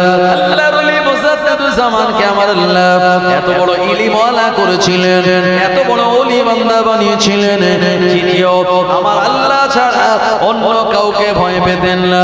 তার জীবনের একটু কথা না বললেই নয়, হুজুরের জীবনের ভিতরে লেখা রয়েছে আল্লাহর ওলি মুজাদ্দিদুজ্জামান তিনি জলসা করার জন্য ফুরফুরা শরীফ থেকে তার মুহিব্বিনদের নিয়ে বার হয়েছেন। তৎকালীন জামানায় মাটির ট্রেন চলতো। দার্জিলিং এ যেমন আপনার ওই যে আপনার পাহাড়ি এলাকায় যে ছোট ট্রেন চলে, আপনার এইরকম এই মাটির ট্রেন ও জামানায় চলতো। তো হুজুর ওই সময় স্টেশন ছিল শিয়াখালায়। শিয়াখালা বলে একটা জায়গা আপনারা জানেন, ওখানে তখন মাটির ট্রেনের স্টেশন ছিল। হুজুর ফুরফুরা শরীফ থেকে 5 কিলোমিটার পায়ে হেঁটে স্টেশনে চলে এসেছেন, আর ট্রেনও চলে এসেছে এই সময়।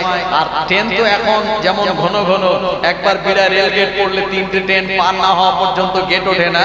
ও জামানায় একটা ট্রেন চলে গেলে আবার 2-2.5-3 ঘন্টা পরে ট্রেন। আমার ভাইজানেরা বা সারাদিন হয়তো 2টো ট্রেন, এইরকম একটা ব্যাপার। এরপরে হুজুর যে সময় স্টেশনে ট্রেনও চলে এসেছেন, আর আসরের নামাজের সময় হয়ে গেছে। নবীজি বলেছেন মান তারাকা সালাতিল আসরি ফাকাদ হাবিতাত আমালুহু আও কামা ক্বালা নবী সাল্লাল্লাহু আলাইহি ওয়াসাল্লাম। নবীজি বলেছেন সারা দিনের ভিতরে যার আসরের নামাজ চলে গেল, সারা দিনের আমল তার যেন বরবাদ হয়ে গেল। মানে ফজরের নামাজ আর আসরের নামাজ অত্যন্ত গুরুত্বপূর্ণ। হুজুর বলেন বাবা ওই ট্রেনের ড্রাইভারকে গিয়ে বলো একটুখানি ট্রেনটা যেন দাঁড় করা ওয়েট করে, আমি আসরের নামাজটা পড়ে ট্রেনে উঠে যাব।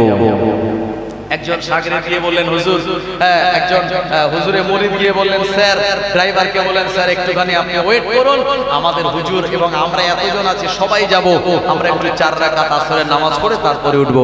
ট্রেনের ড্রাইভার বলল এই ট্রেন সরকারি ট্রেন, এটা কারুর কথায় দাঁড়ায় না, কারুর কথায় চলে না, এ তার আপন টাইমে চলে, সুতরাং দাঁড়ানোর কোনো প্রশ্ন নাই। আমার ভাইজানেরা হুজুরকে এসে বললেন, হুজুর বললেন আরে চিন্তা করো না, আল্লাহ তো আমাদের জন্য বলেছে ওয়ালা তাহিনু ওয়ালা তাহজানু ওয়া আনতুমুল আ'লাউনা ইন কুনতুম মুমিনিন। তোমাদের কোনো চিন্তা নাই, পেরেশানি নাই, তোমরাই বিজয়ী হবে, তবে শর্ত হলো বিজয়ী হওয়ার জন্য ইন কুনতুম মুমিনিন, তোমাদের মুমিন হওয়া লাগবে। এক কাজ করো, ও ট্রেন ওখানে থাক, আল্লাহ যদি আমাদের মাহফিল জলসা তাকদীরে লিখে তো আমরা ঠিক চলে যাব, আসরের নামাজ কিন্তু ছাড়া যাবে না। হুজুর তিনি ওই স্টেশনে আপনার নামাজে তানা যারা মুহিব্বিন ছিলেন তানাদের নিয়ে দাঁড়িয়ে গেলেন। আমার ভাইজানেরা আল্লাহর ওলি মুজাদ্দিদুজ্জামান তিনি দাঁড়িয়ে গেলেন আসরের নামাজ পড়ার জন্য। আর দেখা গেল ওই ট্রেনের ইঞ্জিন ইঞ্জিনটা বন্ধ হয়ে গেল। ড্রাইভার গার্ড নেমে গেল ইঞ্জিনটাকে পুনরায় চালু করার জন্য। অনেক তারা প্রচেষ্টা চালালো, না না না কোনো ত্রুটি খুঁজে পাওয়া যায় না। ইঞ্জিন তো ঠিক আছে, আপনার সে জামানায় যেটা দিয়ে ট্রেন চলতো ওই জ্বালানিও তো রয়েছে, কিন্তু ট্রেন কেন চলছে না? কোনো রোগ খুঁজে পায় না। আল্লাহর ওলির দিকে 4 রাকাত আসরের নামাজ পড়া হয়ে গেল। জামান বললেন, এ আমার মুহিব্বিনগণেরা, তোমরা দেরি না করে তাড়াতাড়ি ট্রেনে উঠে পড়ো। তাড়াতাড়ি হুজুরের মুহিব্বিন আর মুরিদেরা ট্রেনে উঠে পড়লেন। হুজুরের পরে সবার শেষে ট্রেনের বগিতে যখনই পা রাখলেন, আমার আল্লাহর অপার কুদরতি ক্ষমতায় ওই বন্ধ হয়ে যাওয়া ট্রেনের ইঞ্জিনটা অটোমেটিক আবার স্টার্ট হয়ে গিয়েছিল। জোরে হবে না সুবহানাল্লাহ? আমার বেজনেরা ওই ট্রেন হুজুরকে নিয়ে তারপরে মাহফিলে গেল। এটি আল্লাহর ওলিদের কারামাত। আল্লাহর ওলি জানা রাখুন, আমার আল্লাহ রাব্বুল আলামিন তানাদেরকে বেউসুতি করেন না। সদা সর্বদা সব জায়গায় তানাদের সম্মান আর ইজ্জতকে আমার আল্লাহ এভাবেই দান করিয়ে দেন। ও নবীর উম্মতেরা, আল্লাহর ওলি বড় বিশ্বাস রাহমাতুল্লাহ আলাইহিকে আমার আল্লাহ এত বড় ওলি বান্দা বানিয়েছিলেন। তার জীবনী আপনি পড়ে দেখবেন, হুজুরের জীবনের ভিতরে লেখা রয়েছে হুজুর রাতের বেলা তাহাজ্জুদের নামাজ আদায় করার জন্য তার ঘরেতে তিনি দাঁড়িয়ে গিয়েছেন। ও আমার ভাইজানেরা, আমাদের মতো 5G গতিতে হুজুর নামাজ পড়তেন না। আমাদের নামাজ হয় কি একেবারে 5G গতিতে। হ্যাঁ, 3 বার সুবহান রাব্বিয়াল আলা ভালোভাবে বলবে, এর সময়ও নাই। কোন রকম গিয়ে আমরা সেজদা দিয়া তাড়াতাড়ি রুকু করে সালাম ফিরিয়ে মসজিদ থেকে বার হতে পারলেই ভালো। নবীজি বলেছেন, ঈমান যাদের কমজোর তাদের উদাহরণ হলো পাখির মতো, আর মসজিদ তাদের কাছে খাঁচার মতো। আর ঈমানদার যারা, তাদের উদাহরণ হলো মাছের মতো, আর মসজিদ তাদের কাছে পানির মতো। জোরে বলুন সুবহানাল্লাহ। মাছ যেমন পানি ছাড়া বাঁচতে পারে না, আল্লাহর ঈমানদার মুমিনরা এনারাও মসজিদ ছাড়া থাকতে পারে না। আর যাদের ঈমান কমজোর এরা হলো খাঁচায় ধরা পাখির মতো, মসজিদ তাদের কাছে খাঁচার মতো। কোন পাখিকে খাঁচার ভিতরে রাখলে যেমন ছটফট করে কখন বেরিয়ে চলে যাব, এরকম ঈমান যাদের কম এরাও মসজিদে বেশিক্ষণ থাকতে পারে না। তাই নামাজ আমাদের আদায় করা লাগবে। দিন যায় রাত আসে, কমিতেছে হায়াত। চিন্তা করে দেখো সবে সামনে মওত, হাসি খুশি রং তামাশা ছাড়ি এখন করো সবে আল্লাহ আল্লাহ থাকিতে জীবন। বড় বিশ্বাস জীবনে তিনি তানার ফরজ নামাজ তো কাজা হয়নি, তাহাজ্জুদ আওয়াবিন ইশরাক চাষ তো তানার বন্ধ যায়নি। আমরা তো তাহাজ্জুদ ইশরাক আওয়াবিন চাষ কখন করতে হয় সেটাও জানি না, আর 5 ওয়াক্ত আমরা অনেকেও আছি পড়ি না। আমার ভাইজানেরা, তাই যারা প্রকৃতপক্ষে আল্লাহর ওলির ভক্ত তারা 5 ওয়াক্ত নামাজ ছাড়বেন না। হ্যাঁ, আজকে দেখছেন যে গোটা চারিদিকে সব আই লাভ মোহাম্মদ বলে টাঙানো আছে, কথা ঠিক কিনা? এটা ভালো জিনিস, যারা টাঙাচ্ছে ঠিকই আছে, কিন্তু মনে রাখতে হবে এই আই লাভ মোহাম্মদ শব্দটা যেখান থেকে প্রথম উৎপত্তি হয়েছে আপনার সেটি হলো উত্তরপ্রদেশের একজন বেরেলি মাওলানা 12 রবিউল আউয়াল ফতেহা দোহাস্তাহাব উপলক্ষে আই লাভ মোহাম্মদ এটা লিখে ব্যানার লিখে র্যালি বানানো, আর ইউপি সরকার তাদেরকে অ্যারেস্ট করেছিল। এরপরে গোটা ভারতবর্ষে মানুষের ভিতরে, মুসলমানদের ভিতরে একটা ক্ষোভ তৈরি হলো যে আই লাভ মোহাম্মদ, আমি আমার নবীকে ভালোবাসি, এটা তো কোনো অপরাধ নয়, তারপরেও কেন এটা নিয়ে গ্রেফতার করা হবে? এরই প্রতিবাদে মোড়ে মোড়ে পাড়ায় পাড়ায় সব জায়গায় এই আই লাভ মোহাম্মদ এটা কিন্তু লাগিয়ে দেওয়া হয়েছে, কথা ঠিক কিনা? আমার ভাইজানেরা মনে রাখুন, এটিও কিন্তু একটি গভীর চক্রান্তের ভিতরে লুকিয়ে আছে। আগামী দিনে এটাকে কেন্দ্র করে আবারও একটা বিরাট কি বলবো মানে হিন্দু মুসলমানের ভিতরে যেটা লাগাতে তারা চায় এরকম একটি পজিশন। তো যাই হোক, আল্লাহ আমাদের সবাইকে হেফাজত করুক। আই লাভ মোহাম্মদ আমিও বলি, আপনারাও বলুন, কোনো অসুবিধা নাই, কিন্তু শুধু মুখে বললে হবে না।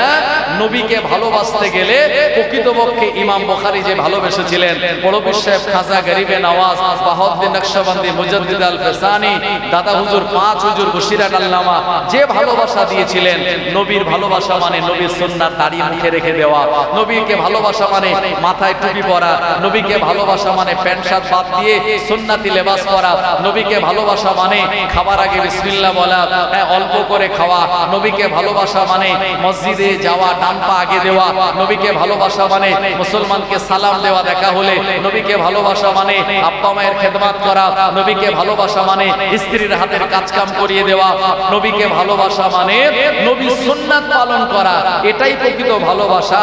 আর যেটা আই লাভ মুহাম্মদ লিখে আপনি ভালোবাসা বলছেন, এটা ঠিকই আছে, কিন্তু এটি মৌখিক ভালোবাসা। আর যারা এই নবীর আদর্শকে বাস্তবে কাজে লাগায়, এটাই হলো প্রকৃত তানাদের ভালোবাসা। তবে যারা টাঙিয়েছেন, আমি তানাদের বলবো, আপনারা টাঙানোর পরে খেয়াল রাখবেন ওই নবীর নাম যেখানে সাল্লাল্লাহু আলাইহি ওয়াসাল্লাম, নবীর নাম মুহাম্মদ লেখা আছে, ওটা যেন ঝড়ে ছিঁড়ে বা কোনো কারণে পুরনো হয়ে ছিঁড়ে এটা রাস্তায় পড়ে গড়াগড়ি না দেয়। তাহলে কি হবে? যদি মানুষের পায়ে যায়, গাড়ির চাকার তলায় যায়, তাহলে এটা আরো বেশি অসম্মান করা হবে। তাই টাঙিয়েছেন যেমন দায়িত্ব নিয়ে, ওটা রক্ষণাবেক্ষণের দায়িত্ব কিন্তু আপনাদের। কথা ঠিক কিনা? তা নাহলে অপমান হয়ে যাবে। সুতরাং এই আই লাভ মুহাম্মদ, এটা আমরাও বলবো, এটাও কোনো অপরাধ নয়, কিন্তু এটার বিরুদ্ধে যারা আমাদেরকে অপরাধী বানাতে চায়, আমরা তাদের বিরুদ্ধে ধিক্কার জানাই। আর সেই সঙ্গে সঙ্গে নবীকে ভালোবাসবো প্রকৃত পক্ষে, মুখে নয়। মুখে যেমন বলবো, কাজের সঙ্গেও তার যদি মিল থাকে, তবেই তো হবে প্রকৃত ভালোবাসা। আল্লাহ আমাদের সবাইকে সঠিকটা বোঝার তৌফিক এনায়েত করুক। সবাই বলেন আল্লাহুম্মা আমিন। আমার ভাইজানেরা, তো যে কথা আমি আপনাদেরকে বলতেছিলাম, এই দুনিয়ার জমিনে বড় বিশ্বাস হুজুরের কোনো নামাজ কাজা ছিল না। তাই আমি আমার ভাষায় বলি, 4, 5, 6 নামাজ না পড়লে আছে অনেক রিস্ক। 7, 8, 9 নামাজ না পড়লে দিতে হবে ফাইন। 1, 0, 10 নামাজই আমাদের হলো মেন। তাই কবি আফসোস করে বলেছেন, ঘুমিয়ে ঘুমিয়ে করেছি কাজা ফজর আমি, তখনও জাগিনি যখনই জোহর, হেলায় দুলায় কেটেছে আসর, মাগরিবের ওই শুনি আজান, এখনো জামাতে হওরে শামিল, এসাতে তোমার আছে স্থান, বাজিছে দামামা বাঁধরে আমামা, শির উঁচু করি মুসলমান, নয়া জামানার দাওয়াত এসেছে, ভাঙা কেল্লায় ওড়ে নিশান। আই লাভ মুহাম্মদ যারা বলছেন, টাঙিয়েছেন, আপনারা যেমন এটা নবীর ভালোবাসা বলে প্রচার করলেন, আলহামদুলিল্লাহ আমরা খুশি হয়ে গিয়েছি। তার সঙ্গে সঙ্গে যদি মসজিদে নামাজেও চলে যান, আপনার পরিবার, আপনার সমাজ, আপনার গ্রাম, আপনার এলাকার মুসল্লিরা আরো বেশি খুশি হয়ে যাবে। কথা ঠিক কিনা আমার ভাইজানেরা, জনেরা, যুবকেরা? তো আমি বলবো, সেই বড় বিশ্বাস হুজুর তাহাজ্জুদের নামাজে দাঁড়িয়েছেন, ওখান থেকে তার আগে একটু মুহাব্বতে দুরূদ শরীফ, আল্লাহুম্মা সাল্লি আলা সাইয়্যিদিনা ওয়া আলা আলি সাইয়্যিদিনা। तारीफ मोहम्मद हम लिख लिख के सुनाएंगे, हम खत्म नबूवत पे जा अपने लुटाएंगे।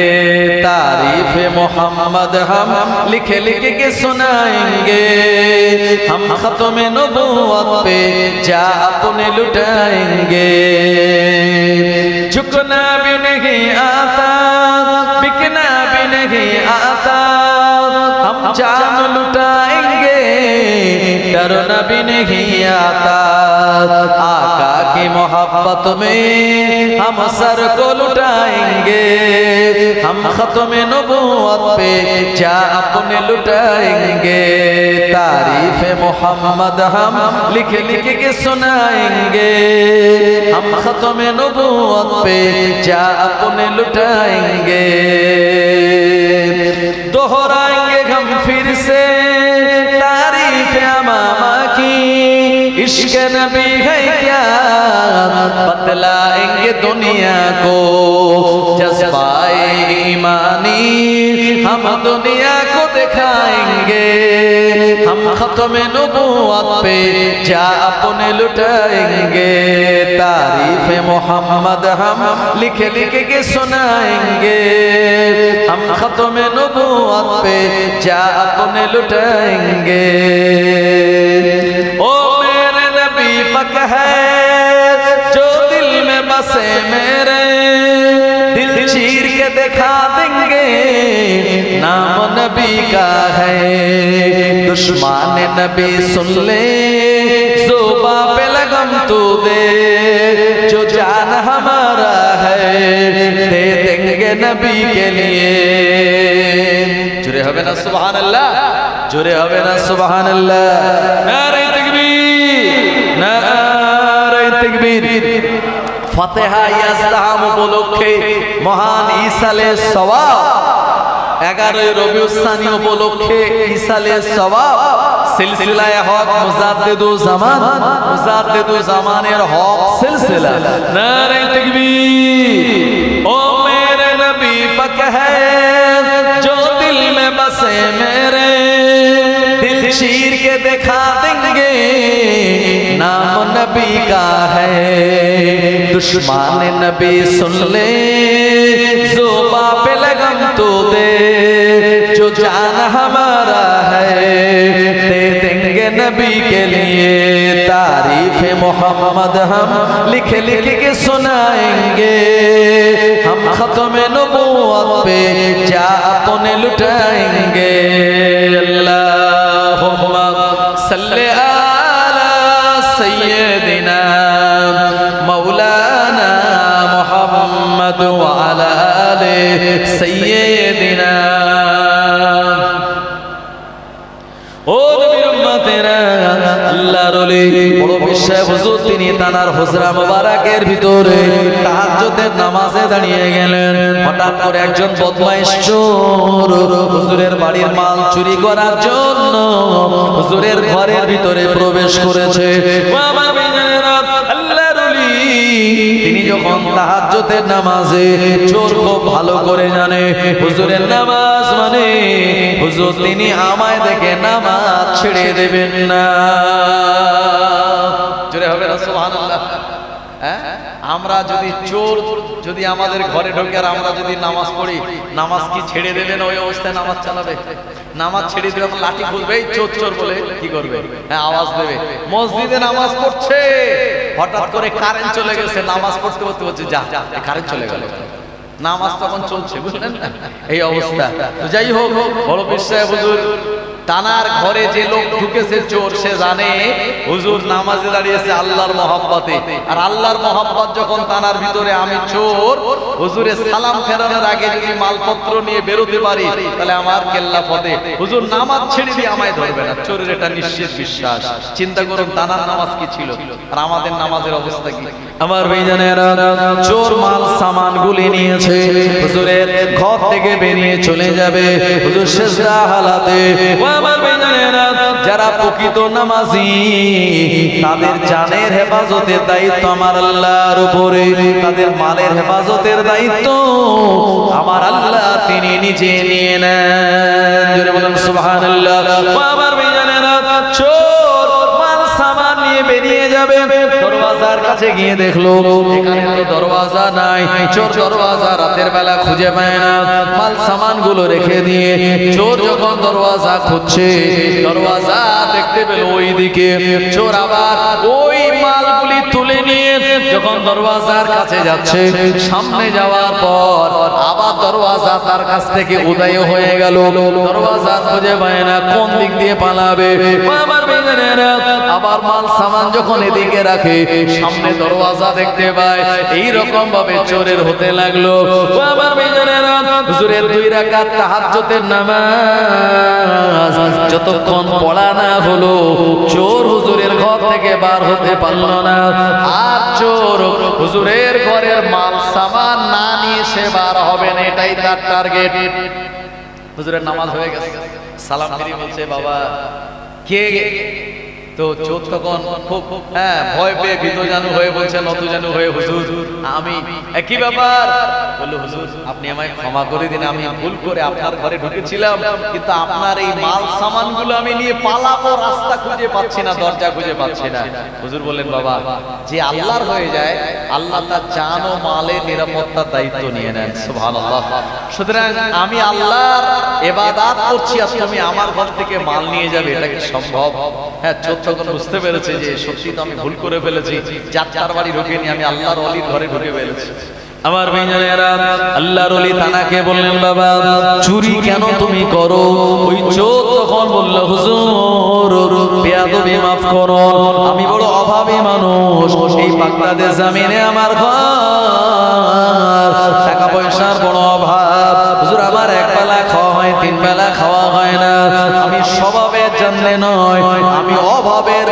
চুরি করছি। আল্লাহর নবী বললেন বাবা শুনে রাখো, রিজিকের মালিক কিন্তু আমার আল্লাহ। কোরআন মাজিদে আমার আল্লাহ পাক শুনিয়েছেন, ইন্নাল্লাহা ইয়ারযুকু মান ইয়াশাউ বিগাইরি হিসাব। এই দুনিয়ার জমিনে আমার আল্লাহ যাকে ইচ্ছা তাকে অফুরন্ত রিজিক দান করে থাকেন। আমার ঘর থেকে চুরি করে তুমি রিজিক অর্জন করবে না, না না, এটা অসৎ উপায়। সৎ উপায় রিজিক অর্জনের নিয়ম হলো তুমি আল্লাহর দরবারে দোয়া করে বলো, ও রব্বুল আলামিন আল্লাহ, আপনি তো কোরআন মাজিদে জানিয়েছেন, ওমা মিন দাব্বাতিন ফিল আরদি ইল্লা আলাল্লাহি রিজকুহা। পৃথিবীর জমিনে এমন কোন প্রাণী নাই যে প্রাণীগুলির রিজিকের দায়িত্ব আমার আল্লাহর কুদরতি হাতের উপরে নাই। আমার আল্লাহ আপনি আমায় রিজিক দিন, আমার আল্লাহ তোমায় এত দেবে ওটা খেয়ে তুমি শেষ করতে পারবে না। খবরদার আজ থেকে তুমি তওবা করে নাও। হুজুর তওবা করালেন, ও আমার বেজানেরা ভালোভাবে কালেমায়ে শাহাদাত পাঠ করালেন, আর সবক নিলেন। বিপদ আপদ মুসিবতে পড়লে ইয়াকা নাবুদু ও ইয়াকা নাস্তাইন, ও আল্লাহ আমরা আপনার ইবাদত করি, আপনার নিকট সাহায্য চাই, এটা মনে প্রাণে বিশ্বাস রেখে আমার আল্লাহর দরবারে যদি হাত তোলা হয়, আমার আল্লাহ তোমার রিজিকের ব্যবস্থা করে দেবে। চোরকে হুজুর এমন সবক দিলেন, ওই সবক নেওয়ার পর ওই চোর আল্লাহর ওলি পিরানে বে দস্তগীর গৌসুল আজম মাহবুবে সুবহানী কুতুবে রব্বানী গৌসে সামদানি বড় পীর আব্দুল কাদের জিলানী হুজুরের হাতে হাত দিয়ে বায়াত হয়ে আল্লাহর একজন ওলি হয়ে গিয়েছিলেন। আরো জোরে বলেন সুবহানাল্লাহ। ও নবীর উম্মতেরা, তার বংশটা ছিল সৈয়দ বংশ। এই সৈয়দ বংশ হলো পৃথিবীর জমিনের সবথেকে উৎকৃষ্টতম বংশ। ওই বংশ থেকে আমার আল্লাহ আখিরি জামানায় ইমাম মাহদী আলাইহিস সালামকে প্রেরণ করবেন। তিনি দুনিয়ার জমিনে মানুষদেরকে নেতৃত্ব দেবেন। ও আমার ভাইজানেরা, এজন্য যারা সৈয়দ বংশের মানুষ, তারা নবী বংশের আওলাদ, তাদের ইজ্জত করা, তাজিম করা এটা আমাদের ঈমান। তাদেরকে মহব্বত করা মানে রাসূলের বংশকে মহব্বত করা, আল্লাহর ওলিদের তাজিম করা মানে আল্লাহর বন্ধুদেরকে সম্মান করা। ও আমার ভাইজানেরা, এমন করে ওলি আউলিয়াদের বিরোধিতা করা মানে আমার আল্লাহ শুনিয়েছেন, আমার ওলি আউলিয়াদের সঙ্গে যারা বিরোধিতা করে তারা যেন আমি আল্লাহ আমার সঙ্গে যুদ্ধ ঘোষণা করলো। একবার জোরে বলুন নাউজুবিল্লাহ। কারণ আমার আল্লাহর সঙ্গে যুদ্ধ করে কোনো বান্দা দ্বারা পারা সম্ভব নয়। ও আমার ভাইজানেরা, ফেরাউন এই চ্যালেঞ্জ করেছিল, নমরুদ এই চ্যালেঞ্জ করেছিল, আর সাদ্দাত ফেরাউনেরা চ্যালেঞ্জ করেছিল, কিন্তু না না না, এরা কোনো মতে পেরে ওঠেনি। ফেরাউনকে আমার আল্লাহ এত বিরাট রাজত্ব দেওয়ার পরেও নীল নদের দরিয়াতে চুবিয়ে চুবিয়ে মেরেছিল। অপরদিকে নমরুদকে আমার আল্লাহ শায়েস্তা করার জন্য আর আসমান থেকে একটা এক পা খোঁড়া বিশিষ্ট একটা মশা পাঠিয়ে দিয়েছিল। সাদ্দাত জান্নাতে প্রবেশ করার পথে আজরাইল আলাইহিস সালাম তার জানটা কবজ করে নিয়েছিল। কারণ ধন দৌলতের গর্ব করত, অহংকার করত। আমার আল্লাহ কারণের গোটা বডি সমেত তার ধন দৌলত গুলি আমার আল্লাহ মাটির তলায় গ্রাস করে নিয়েছিলেন। ও জওয়ানেরা, যুবকেরা, এইজন্য দুনিয়া জমিনে আমরা যারা আল্লাহর বান্দা, আমার আল্লাহ পাক তিনি আমাদের জন্য শুনিয়েছেন, আল্লাযী খালাকাল মাউতা ওয়াল হায়াতা লিয়াবলুয়াকুম আইয়ুকুম আহসানু আমালা। আমি আল্লাহ দুনিয়া জমিনে তোমাদের জন্য হায়াতকে বানিয়েছি, মৃত্যুকে বানিয়েছি, মৃত্যু বানিয়েছি, হায়াত বানিয়েছি। কিসের জন্য? লিয়াবলুয়াকুম, তোমাদের পরীক্ষা করার জন্য। আইয়ুকুম আহসানু আমালা, এই জীবন আর মরণের মাঝখানে কে কত বেশি ভালো আমল করতে পারো। কারণ দুনিয়া জমিনে আমাদের প্রিয় নবী বিদায় নিয়েছেন। জানার আজকে জলসা বড় বিষয় হুজুর তিনিও 561 হিজরিতে দুনিয়া জমিন থেকে 91 বছর বয়সে বিদায় নিয়ে চলে গেলেন। মুজাদ্দিদুজ জামান চলে গেলেন, আর মুশিরাত আল্লামাও চলে গেলেন, আপনার দাদা আপনার দাদি আপনার মুরব্বীরা বিদায় নিয়েছেন, একদিন আমরাও চলে যাব। তাই চলে যাওয়ার আগে এই দুনিয়া থেকে আমাদের পাথে অর্জন করতে হবে আখিরাতের বাজার হলো এই দুনিয়া। আমার আল্লাহ আমাদেরকে পাঠিয়ে দিয়েছেন, বান্দা চলে যাও, এই দুনিয়া জমিনে তোমাদেরকে পাঠিয়ে দিয়েছে। এমন করে খলাকল ইনসান, মানুষ দিগকে আমি আল্লাহ বানিয়েছি মিন সলসলিন কাল ফখর, শুকনো মাটি দ্বারা। জিন জাতিদেরকে বানিয়েছি ও খলাকল জান্না মিন মারজিম মিন নার, এবং জিন জাতিদেরকে বানিয়েছি ধোঁয়াবিহীন আগুন দ্বারা। আল্লাহ জানিয়েছেন মা খলাকতুল জিন্না ওয়াল ইনসা ইল্লা লিয়াবুদুন, আমি দুনিয়া জমিনে জিন আর মানুষদেরকে বানিয়েছি শুধুমাত্র আমার ইবাদত বান্দেগি করার জন্য। কারণ এই ইবাদত বান্দেগি শেষ হলে আমার আল্লাহ ডাক চলে আসবে আর আমরা সবাই বিদায় নিয়ে চলে যাব।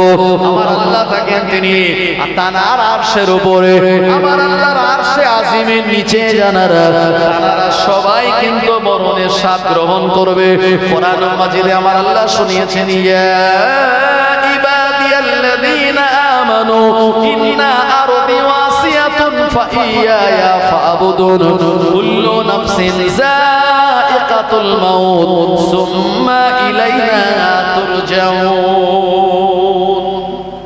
আল্লাহ বলেন হে আমার বান্দা বান্দীরা শুনে রাখো, ইন্না আরদি ওয়াসিয়াতুন, আমি পৃথিবীকে প্রশস্তময় বানিয়েছি, ফাইয়ায়া ফাবুদুন, সুতরাং তোমরা আমার ইবাদত করো।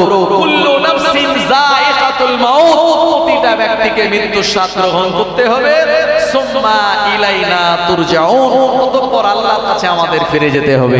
যে বড় বিশ্বাস হুজুরকে আল্লাহ এত দরওয়াজা, এত সম্মান, এত ইজ্জত, এত বড় ওলি বানিয়েছিলেন, তানাকেও তিনি ডেকে নিয়েছেন, আমাদেরকেও ডেকে নেবেন। তাই কবি বলেছেন একদিন তোমারই নাম মসজিদে হবে এলান, একদিন তোমারই নাম মসজিদে হবে এলান। তৈরি থেকো, তৈরি রেখো কবরের মাল সামান, একদিন তোমারই নাম মসজিদে হবে এলান। বন্ধু স্বজন আত্মীয় পরিজন পরিয়ে তোমায় নতুন কাফন রেখে আসবে ওই কবরেতে, থাকবে না কেউ আপন।